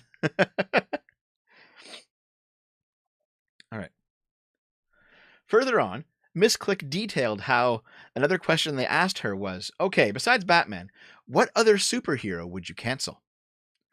I literally was like, I don't think I have an answer. And he insisted, you have to give us one. You can't just not. So I said something like The Punisher or something, even though it was one of my favorites. And he was like, good answer. Oh my God. Ultimately, said the streamer, it was this enthusiastic reaction to her offhand answer that made her decide, okay, whatever, I'm turning this job down.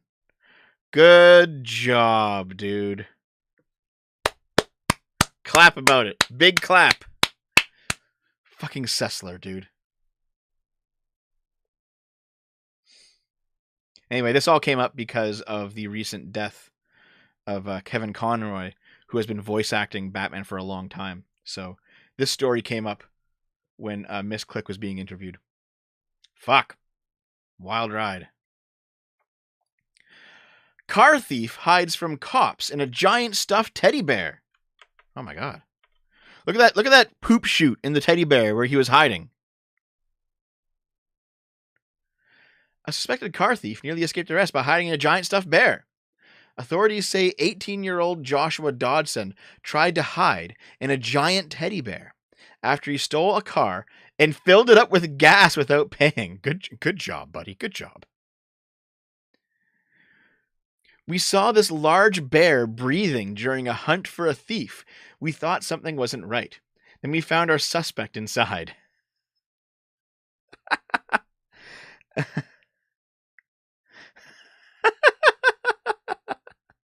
So he just crawled the fuck in there and was like, this is me. He just sat in a corner as a bear. That's amazing. Anyway, the guy was sentenced to 9 months in prison for his teddy bear rape escapades. To disappear entirely, that is a rare gift.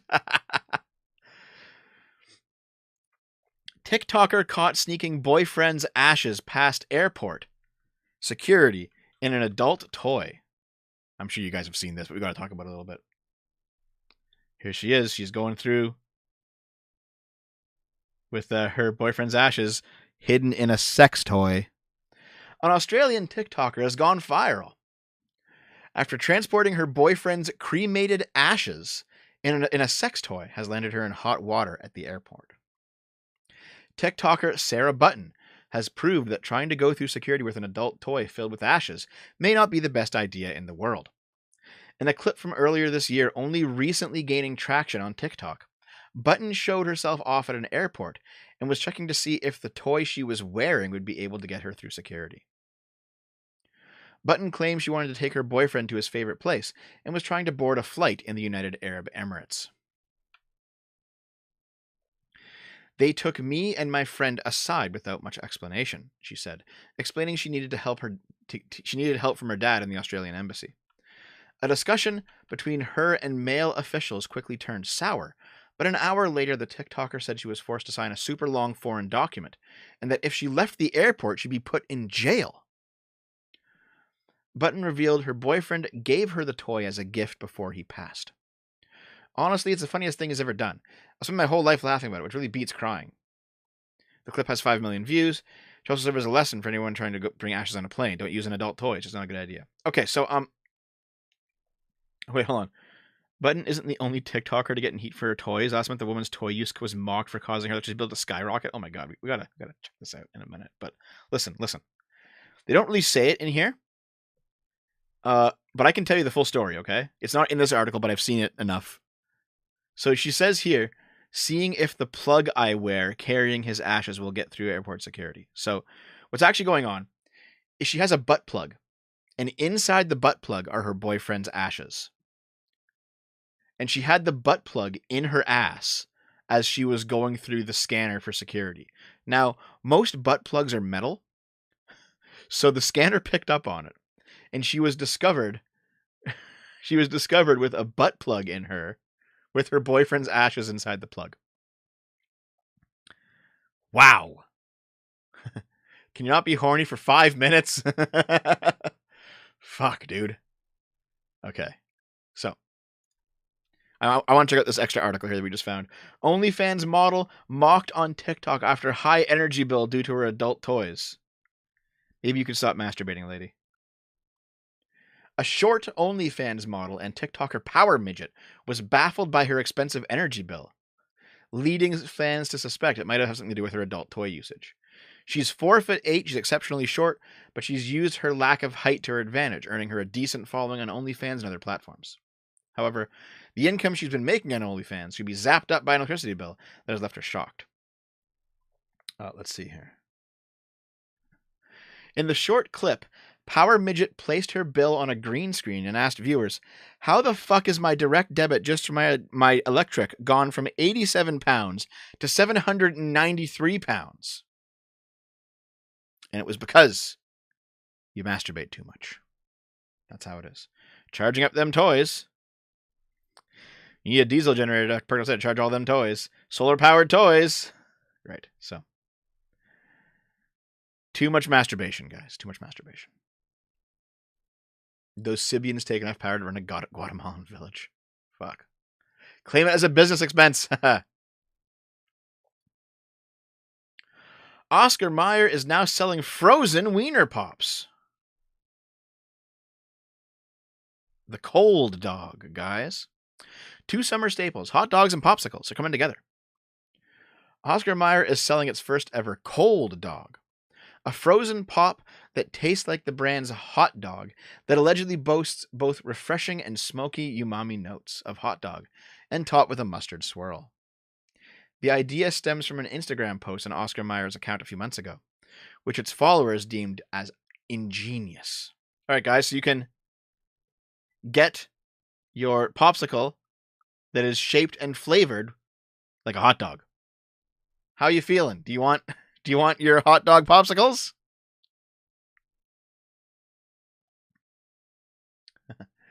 After the overwhelming fan excitement for our beloved cold dog, it was a no-brainer to make this hot dog-inspired frozen pop a reality. It's not a nationwide release, though. It's only available for $2 at select locations in Long Beach, New York City, New Orleans, and Georgia, while supplies last. So they're going to test it. They're going to test. They're going to test it out, guys, because they want to see if this will actually take off. The cold dog. All right. My husband left me for my daughter when she turned 18, and now they have a family.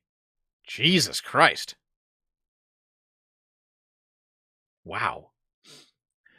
A woman shares her disgust after her ex-husband started a family with her daughter. Tiffany felt like all her dreams had come true when she met Mark. At the time, she had a 3-year-old daughter and had found dating as a single mom hard. So meeting a man who wanted to raise her daughter and build a family together felt like she had won the lottery. My life felt perfect. In 2010, I had a son with my husband. My life was complete. I had 2 kids, a great husband, a house, a car, a nice job. Life was great.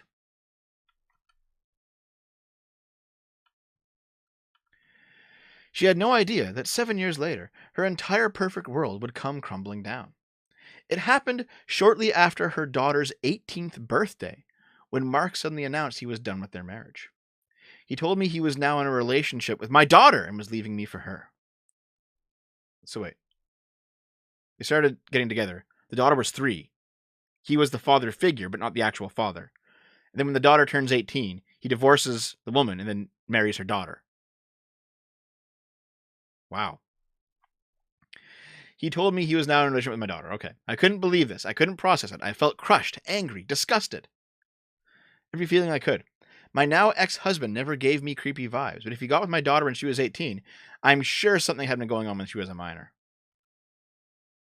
Also, like, you have a son with the woman, and now, like, you're dating, you're impregnating your son's sister.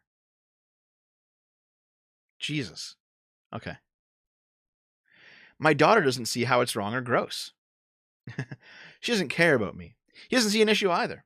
But my own daughter? Come on. A year later, the new couple got pregnant, which is when Tiffany decided to cut them both out of her life.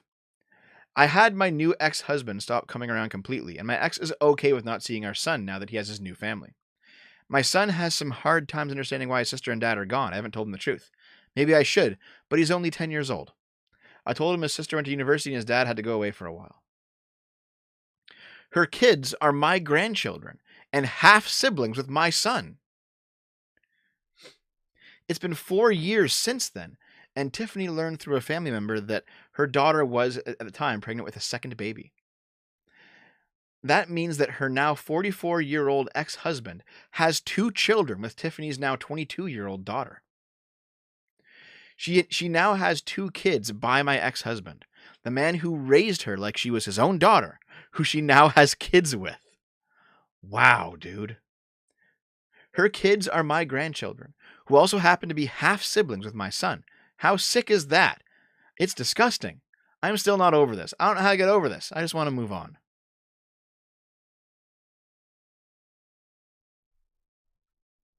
Now it's time for the mom to cheat on the dad with his son. Based. Fuck, what the fuck, dude? This is wild. In the same way, girl describes what it was like to have sex with her dad. The sexual intensity was nothing like I've ever felt before. It was like being loved by a parent you never had, and a partner you always wanted. Do you want to read this?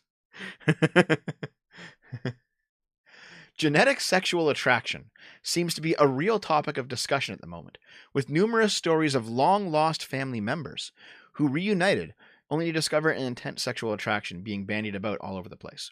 So there actually is a psychological component to this, and is it called the Westermarck effect? Hold on.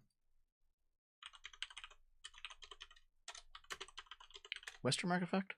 Yes, it is. The Westermarck effect. Okay. So,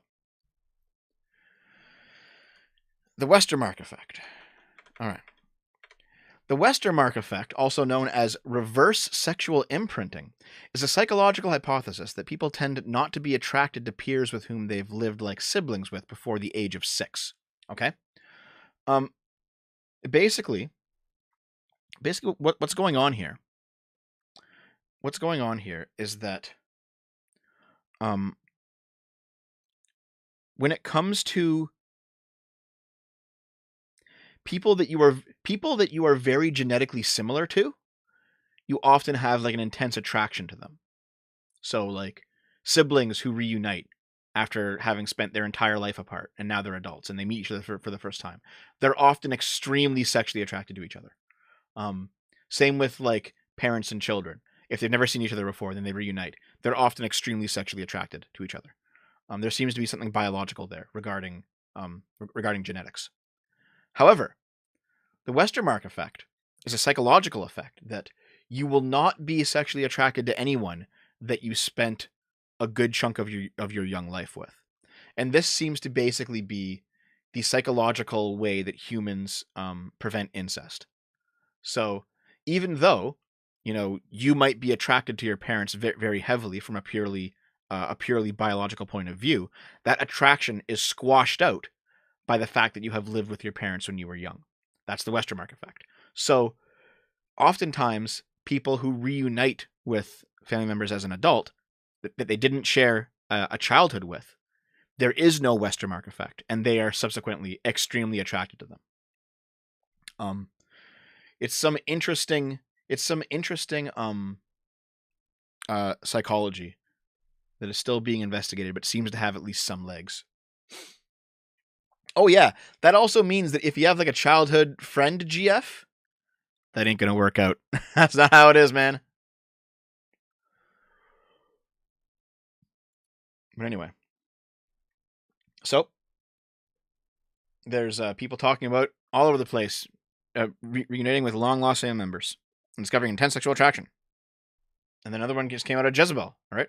A woman called Natasha described her experience, meeting her father when she was aged 19 for the first time. She ended up engaging in a sexual relationship with him, all the while struggling with the countering emotions of self-loathing and disgust. Natasha didn't grow up with her father, explaining he had actually left while her mom was pregnant. But she says her mother's following relationship with a woman didn't leave an unfulfilled hole for a male authority figure. My mom's long-term partner was a patriarchal butch lesbian, so I already had a father figure in my family. But because her mom's partner, whom she split with when Natasha was 19, had been emotionally abusive, she set about tracking down her father. I was desperate for anything else, so when I found my dad, it didn't matter that he was a man, it just mattered he was a parent. After Googling her father's name, she managed to track him down as living in Jamaica. He was thrilled with getting in touch. When Natasha first met her father, she describes being taken with him, but in a non-sexual way. Until a year later, when she recalls feeling sexually attracted to him. And during the following year, she and her father had oral sex 4 or 5 times over the course of a few days. Wow. It was literally night and day. At night, the first night, I was thrilled. I thought to myself, there's nothing wrong with this. Just cultural norms that are meaningless. The sexual intensity was nothing I've ever felt before. It was like being loved by a partner you never had and the partner you always wanted. And then in the morning, we had oral sex again, and that's when I wanted to puke and felt like a criminal. At night, I was into it, but by the morning, I wanted to die. It's not hyperbole. I really wanted to die. Wow. We understood each other's bodies as if we had been lifelong lovers. I've had to teach most of my partners how to do things, and obviously he's a middle-aged man. He's had lots of sex, but there was more to it than that. Some deep psychic connection. It felt like he knew me better than I knew myself. The sex was intense, and we know their sex has been. So, this is a common description of people encountering their family members without a Westermarck effect. This is actually a pretty common description. That it almost like the attraction was overpowering. You know what I mean? I tried to have unprotected intercourse with him, which I had never done before. And he stopped me and said, "We can't. I'm your father." Jesus. While this made Natasha believe her father was trying to protect her, years later, she now thinks of his actions as terrifying.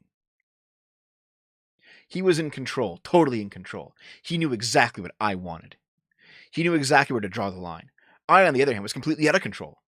You're 19, you're an adult. This is still, like, you're still doing this shit. Don't fucking just blame him. You're both fucking sick, okay? I did everything I could to stop it, despite the intense feelings I was having. I told him how powerless I felt. I told him I needed to stop because I couldn't. He agreed, but kept initiating. And so it happened a few more times until I was finally able to end it, when I holed myself up in the other room and on my last night there. All right, so she entered into therapy, stopped seeing her father. He was in contact with her at the beginning of her counseling session. She soon began to feel angry at the situation and stopped answering his calls. He wound up sending me an email eventually, apologizing. It wasn't a particularly long and insightful message. It was just, I'm really sorry for what happened. Too little, too late. Damn. Listen. I get it. That's a massive fuck up on his part. Even if we understand the psychology and the biology behind it, you're still a human being with choice. You can still resist your base impulses and urges, and he's still fucked up. But she's pushing all responsibility off onto him. But no, she was an adult. She made these choices too. She describes how she was magnetically attracted to him. So no, I don't fucking buy this. I'm just a victim bullshit. No. You're both awful people. Mother of 2 leaves her husband of 14 years for a stranger that she was convinced was her soulmate after one magical night at a conference, only to be ghosted by him. Wow. That was stupid of you, wasn't it? An Australian mother of 2 has spoken about meeting her soulmate while on a work trip with her husband, and the decision that saw her walk away from her marriage only to get rejected. Let's see. Amanda Trenefield, who lives in Sydney, was looking to reconnect with her husband after 14 years together, which led her to tag along on his 3-day work conference in Margaret River, Western Australia.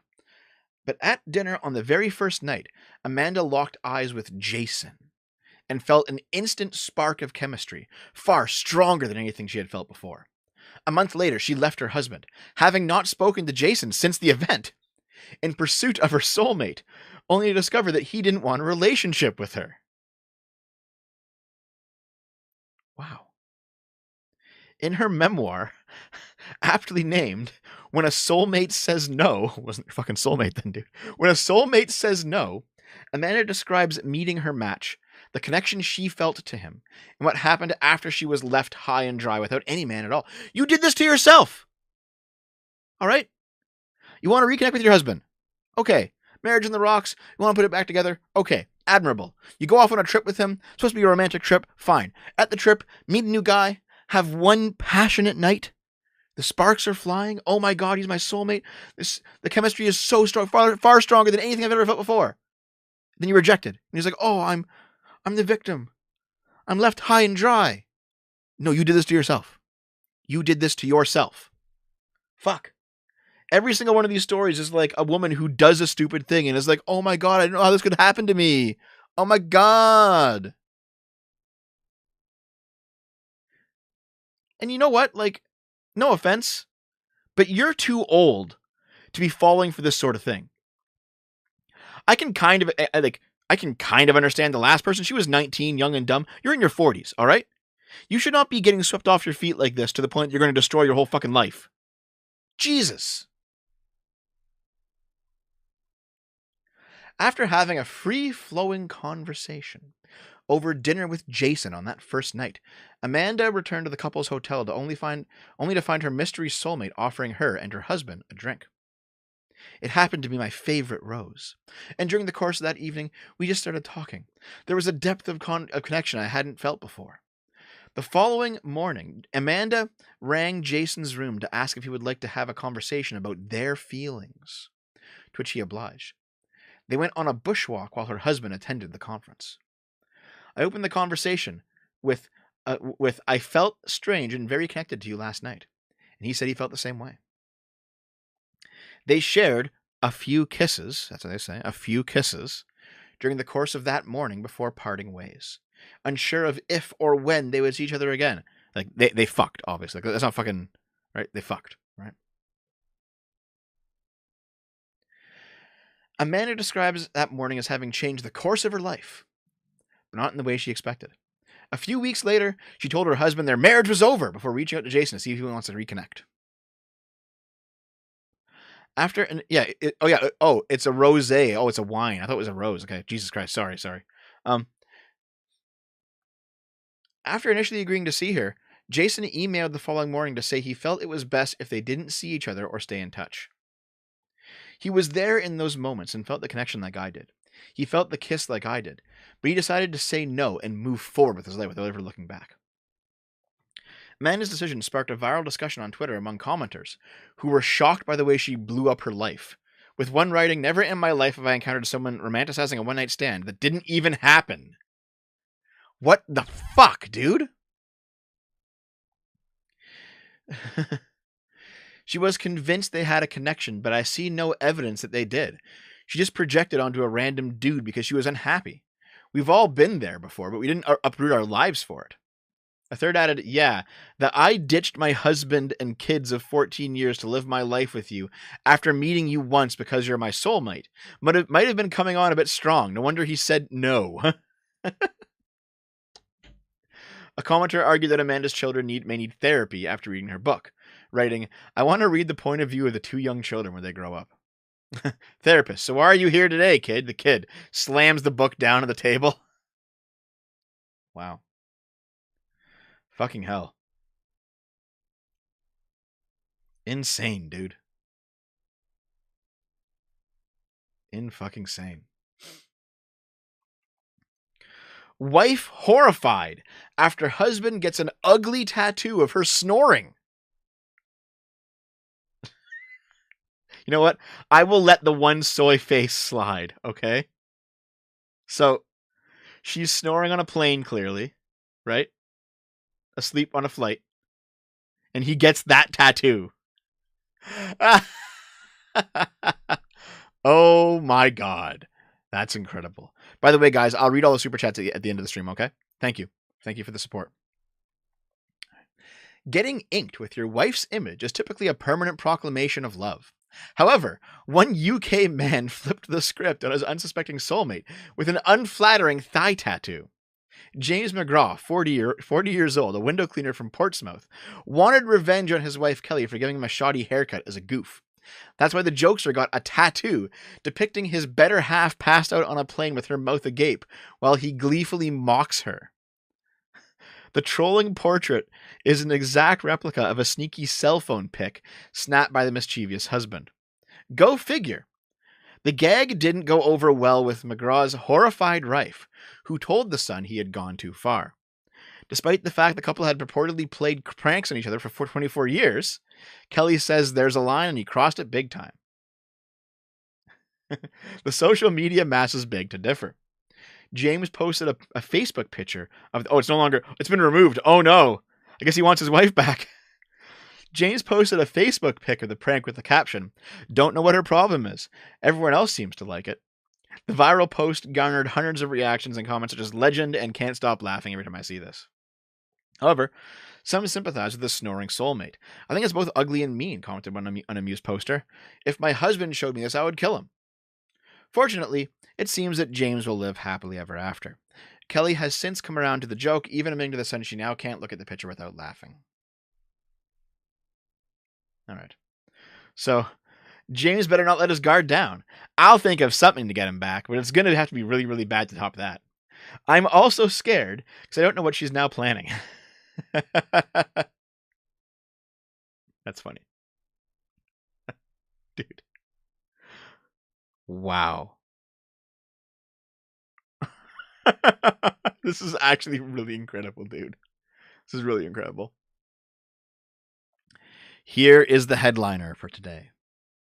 The thumbnail of the stream. Woman hospitalized for 3 days after a dog pooped in her mouth. Yep.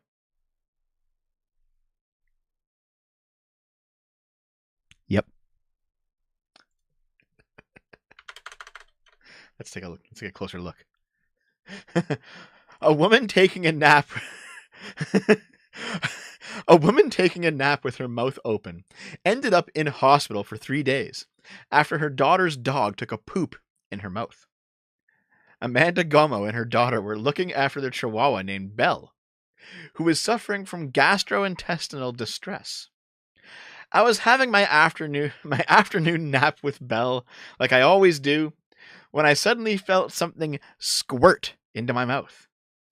I rushed to the bathroom and my son was in the shower, so before I washed it out, I had time to take a quick snap. Oh, fuck, dude. It was disgusting, and I was hurling violently for hours.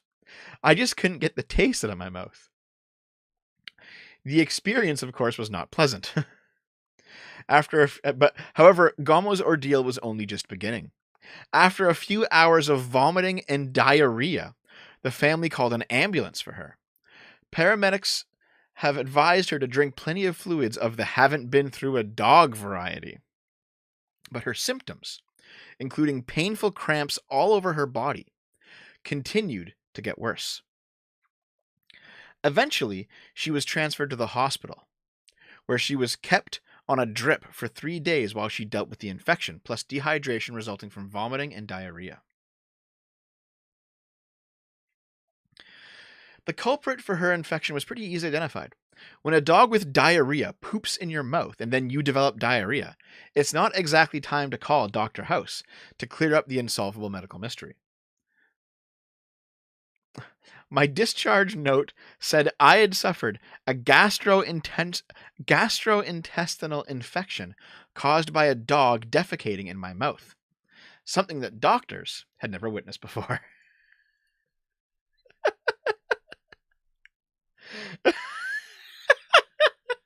So, the dog has an infection, a gastrointestinal infection. It shits down your fucking throat. And now you have the same gastrointestinal infection. Wow. What a shitty situation, dude. Ba-da-ba. I need maid for this if it happens to me. How does one eat shit while you're asleep? Okay, think about it. Imagine you're lying back in your recliner in your lazy boy. The TV's playing softly in the background. You're asleep. Your mouth is hanging wide open as you're snoring. Your dog is also asleep. The dog's butthole is hooked up right up against your it's like hanging on to your lower lip. And then suddenly your sick dog decides to just squirt a spray of diarrhea directly down your throat. All right? That's how it happens. Okay?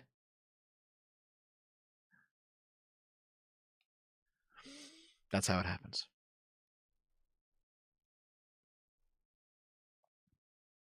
Do you know how to imagine that? A Chinese man runs a marathon in just 3.5 hours, despite chain smoking for the entire 42 kilometers. Fucking Giga Chad, dude. And he's done it twice before. Wow. Marathon runners are regarded as some of the most health-conscious people on the planet, but not a Chinese runner known as Uncle Chen, who has gone viral for chain-smoking cigarettes while he competes. Chen, aged 50, recently completed the Zhangjiang Marathon in China while smoking throughout the 42 kilometers. Look at this guy. He doesn't give a fuck. He's just doing it, man.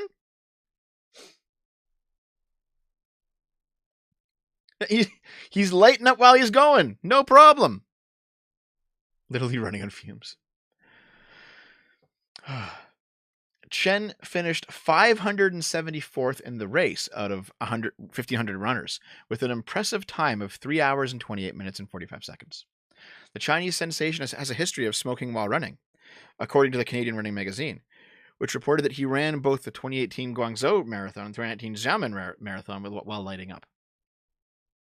He's just doing it. Smoke a pack while running, dude. Look at this guy. There is also evidence online that he runs ultra marathons, with one spanning 50 kilometers, another lasting 12 hours. Chen also became known as the smoking brother in running circles after a 2017 event. Reactions to the incredible athlete have been mixed, with some people saluting his abilities, while others thinking that he sets a bad example. There goes my hero. Watch him as he smokes. Imagine being stuck behind him the whole race.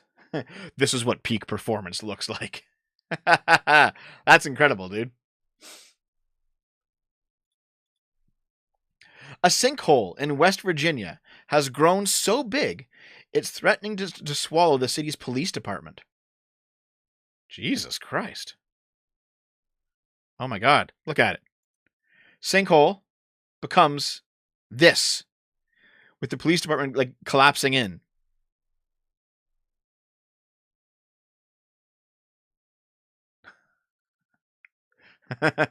This is the real ACAB pill, guys. The Ground-Dissy.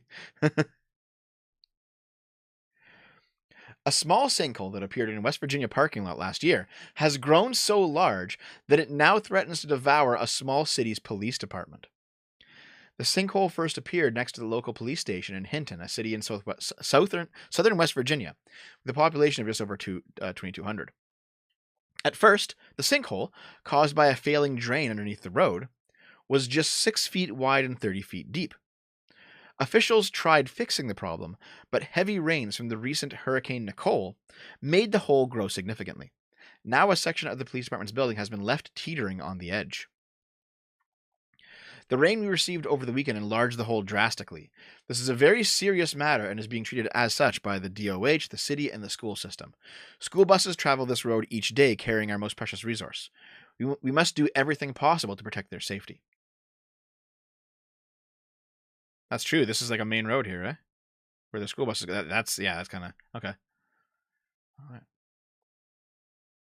They're going to install a temporary bridge at the site of the sinkhole while permanent repair takes place. It'll be a fast process. Our guys will work as long as they have to, said Joe Pack, a deputy state highway engineer, in a press conference included in the video.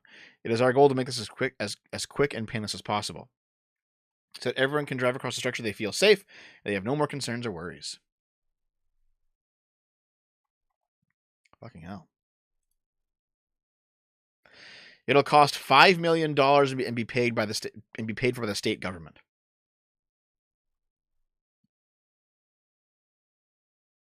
Damn.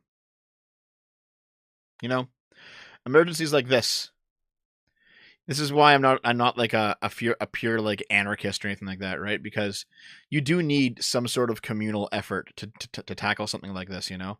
The private market is going to be like, well, where's the profit in fixing this fucking hole? Like, I don't care. So, yeah. Sometimes you just got to do the right thing whether or not it's profitable. And this seems to be the right thing. American Bar Association scraps the LSAT and standard admissions tests after woke law schools, including Yale and Harvard, claimed they hurt diversity. All right. This might take a bit of explaining, but it's kind of crazy. The American Bar Association. So the American Bar Association, that's what you mean when you pass the bar as a lawyer to become like a licensed lawyer in the United States. You got to pass the bar. It's like a series of tests that like make sure that you're ready to be like accredited as a lawyer. But the American Bar Association has voted to drop the LSAT and other standardized tests as requirements to get into admission to law school. So no more LSATs, guys. You don't got to prove that you're good at this shit. An ABA panel made its decision on Friday afternoon after a committee recommended the testing requirements be scrapped because they hurt diversity. The LSAT, or the Law School Admissions Test, estimates a prospective student's reasoning and reading comprehension, and it serves as a predictor on how they will fare in their classes. This ruling will take effect in the fall 2025 semester, after a final determination from the Associate's House of Delegates in February. So, the reason why is because Yale and Harvard has withdrawn from the U.S. News and World Report's law school ranking system, criticizing its heavy reliance on LSAT and GRE testing scores that they argued hurts low-income applicants. The woke law schools argued that many lower scores on the LSAT can't afford exam prep courses and guides, and many schools that admit the poor test takers are penalized by ranking lower on the prestigious U.S. News list. Listen, I understand. You can't afford to go to the exam prep courses to be able to pass your LSAT? That kind of sucks. That's probably not fair. But you know what? That's how it should be. All right? Because you still ultimately need lawyers who have passed these fucking tests and are competent at their jobs. Fuck. The fact that it's not fair that you didn't have certain opportunities does not mean that the job itself becomes easier. All right? I hate this fucking pure equality bullshit. It's so stupid. It's so dumb. But they're doing it. They're going through with it. No more test to be a lawyer, guys. Fuck me. And finally, here's how the Disney animated film Strange World introduces the first out gay teenager. Oh my god, dude, it's Disney's 47th first gay character. Oh my god, guys. They did it again. How do they keep doing it? It's the next first gay character. Forget about all the other ones. They didn't exist. Gay people only started existing right now. They broke new ground. Fuck, dude. Hold on. I think I'm all out of coffee. There's only like a few drops left. All right. That's that. Fuck. The first gay character. This is like a stupid fucking... Like, I don't care about any of this. This is like, oh, it's just promoting the fucking terrible show that I'm not going to watch. Oh, but I'm just done with this first gay character thing, all right? We had gay characters in the 90s. Fuck off. Like, fuck right off. All right. That's that. As always, there's the P.O. box. Please consider sending me your garbage. Put it in a box. Mail it to me. I'll open it up. It'll be a fun time opening up that box.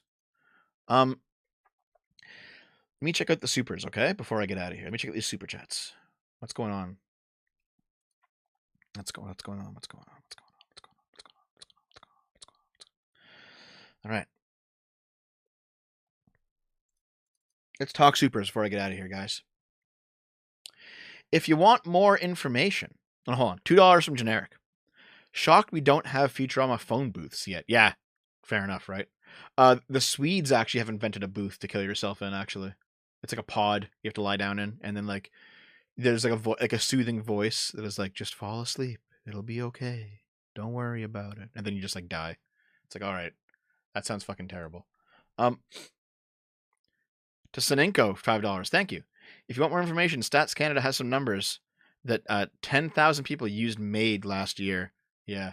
Like, I'm still ultimately pro euthanasia. You should be able to kill yourself because you're going to do it anyway if you want to. But like, it's becoming absurd what's happening with the MAID program here. It's gone too far in the other direction. Here in Lady Columbia, $5. I'm not going to lie. Gen Z is so fucking incompetent and lazy at going out to make friends. This just makes me laugh. Most people meet their spouses at work. That's true too. Like, everyone always says, like, don't shit where you eat, you know? Don't fuck your dorm mates. Don't fuck your classmates. Don't fuck your workmates because you're shitting where you eat. But the honest truth is, that's where you meet people. Of course people are going to hook up. Like, if I were to take 500 people, a mixed gender cohort, and just drop them on a deserted island, all right, and they're stuck there for like a year, they're going to build themselves a little civilization to get by, but they're also going to start fucking. That's just how it is. People pair off. It's pretty normal. People just pair off. The ones who have a girlfriend or boyfriend back home, they might not, or they might, who knows? But people tend to pair off with those around them. It's just human nature, right? I definitely had that like at school, I was fine with having sex with people like people that I met at school. With work, I wasn't, because work's more of a professional environment. I don't want that to fuck up. At the same time, I met Naomi at work, right? So, I definitely kept like I don't want relations with people at work. I rejected other people from my jobs as well because I was like, nope. But Naomi just seemed to be someone kind of special, so I broke my rule for that. It's a good rule, but almost no one ever follows it, and you should not be expected to follow it. Stug, $5. I love smoking. It helps me breathe. It gives me inner strength, says Naruto. Thanks, man. That's all the super chats. I think I got a lot of the super chats earlier when I was going through the other like videos and stuff. So I think I did most of the super chats earlier. So thanks very much for all the support, guys. I really appreciate it. Didn't you fuck one of your students at a teaching job? No. I fucked my TA. All right. The person I fucked the person teaching the class. It's attacked. And the person marking the assignments. She was 6 years older than me, and I was like 19, going off to college. It was my first year of university. But anyway, is a gay barber a groomer? That's the end of the show. Wait, hold on. Who can I raid? Have Adam and Sitch started? Let's go. Customization. Redirects. Adam and Sitch, can I redirect? I can't redirect to Adam and Sitch. Those fucks. Are they even going? Wait, hold on. They're not even going right now. They haven't started the Sunday show yet. What are you guys doing, man? Okay, you know what? Let's have some fun. Okay? Here's a friend of mine. She's not really a streamer, named Actually Tina. She's a funny Twitter person, but she's not really a streamer. It would make her day if you guys went in there and all started spamming stuff, okay? Just go in there and just say, like, I don't know, what's a good ever just go in there and post coffee cups and just say sip. Sip, sip, sip, sip, sip, sip, sip. Just sip over and over, okay? Let's go troll Tina, because Tina's actually a good person. I like her quite a bit. She deserves to have a smile put on her face from a big wave of viewers for a few minutes, okay? But no, oh come on, just for a minute or two. Anyway, let's go say hi. Thanks for being here, everyone. I appreciate it. More videos coming soon. I'm writing at least a few scripts after this, and Dave will hopefully be not dead and able to actually edit them. Okay? Don't worry, Nicholas. As soon as the stream ends, it'll automatically send you there. Okay? So, just stick around for a minute. Thank you very much, guys. I love you. Thanks for the super chats. Thanks for the views. Thanks for the supports. You guys are the best community ever. I will see you next time. I love you. Good night.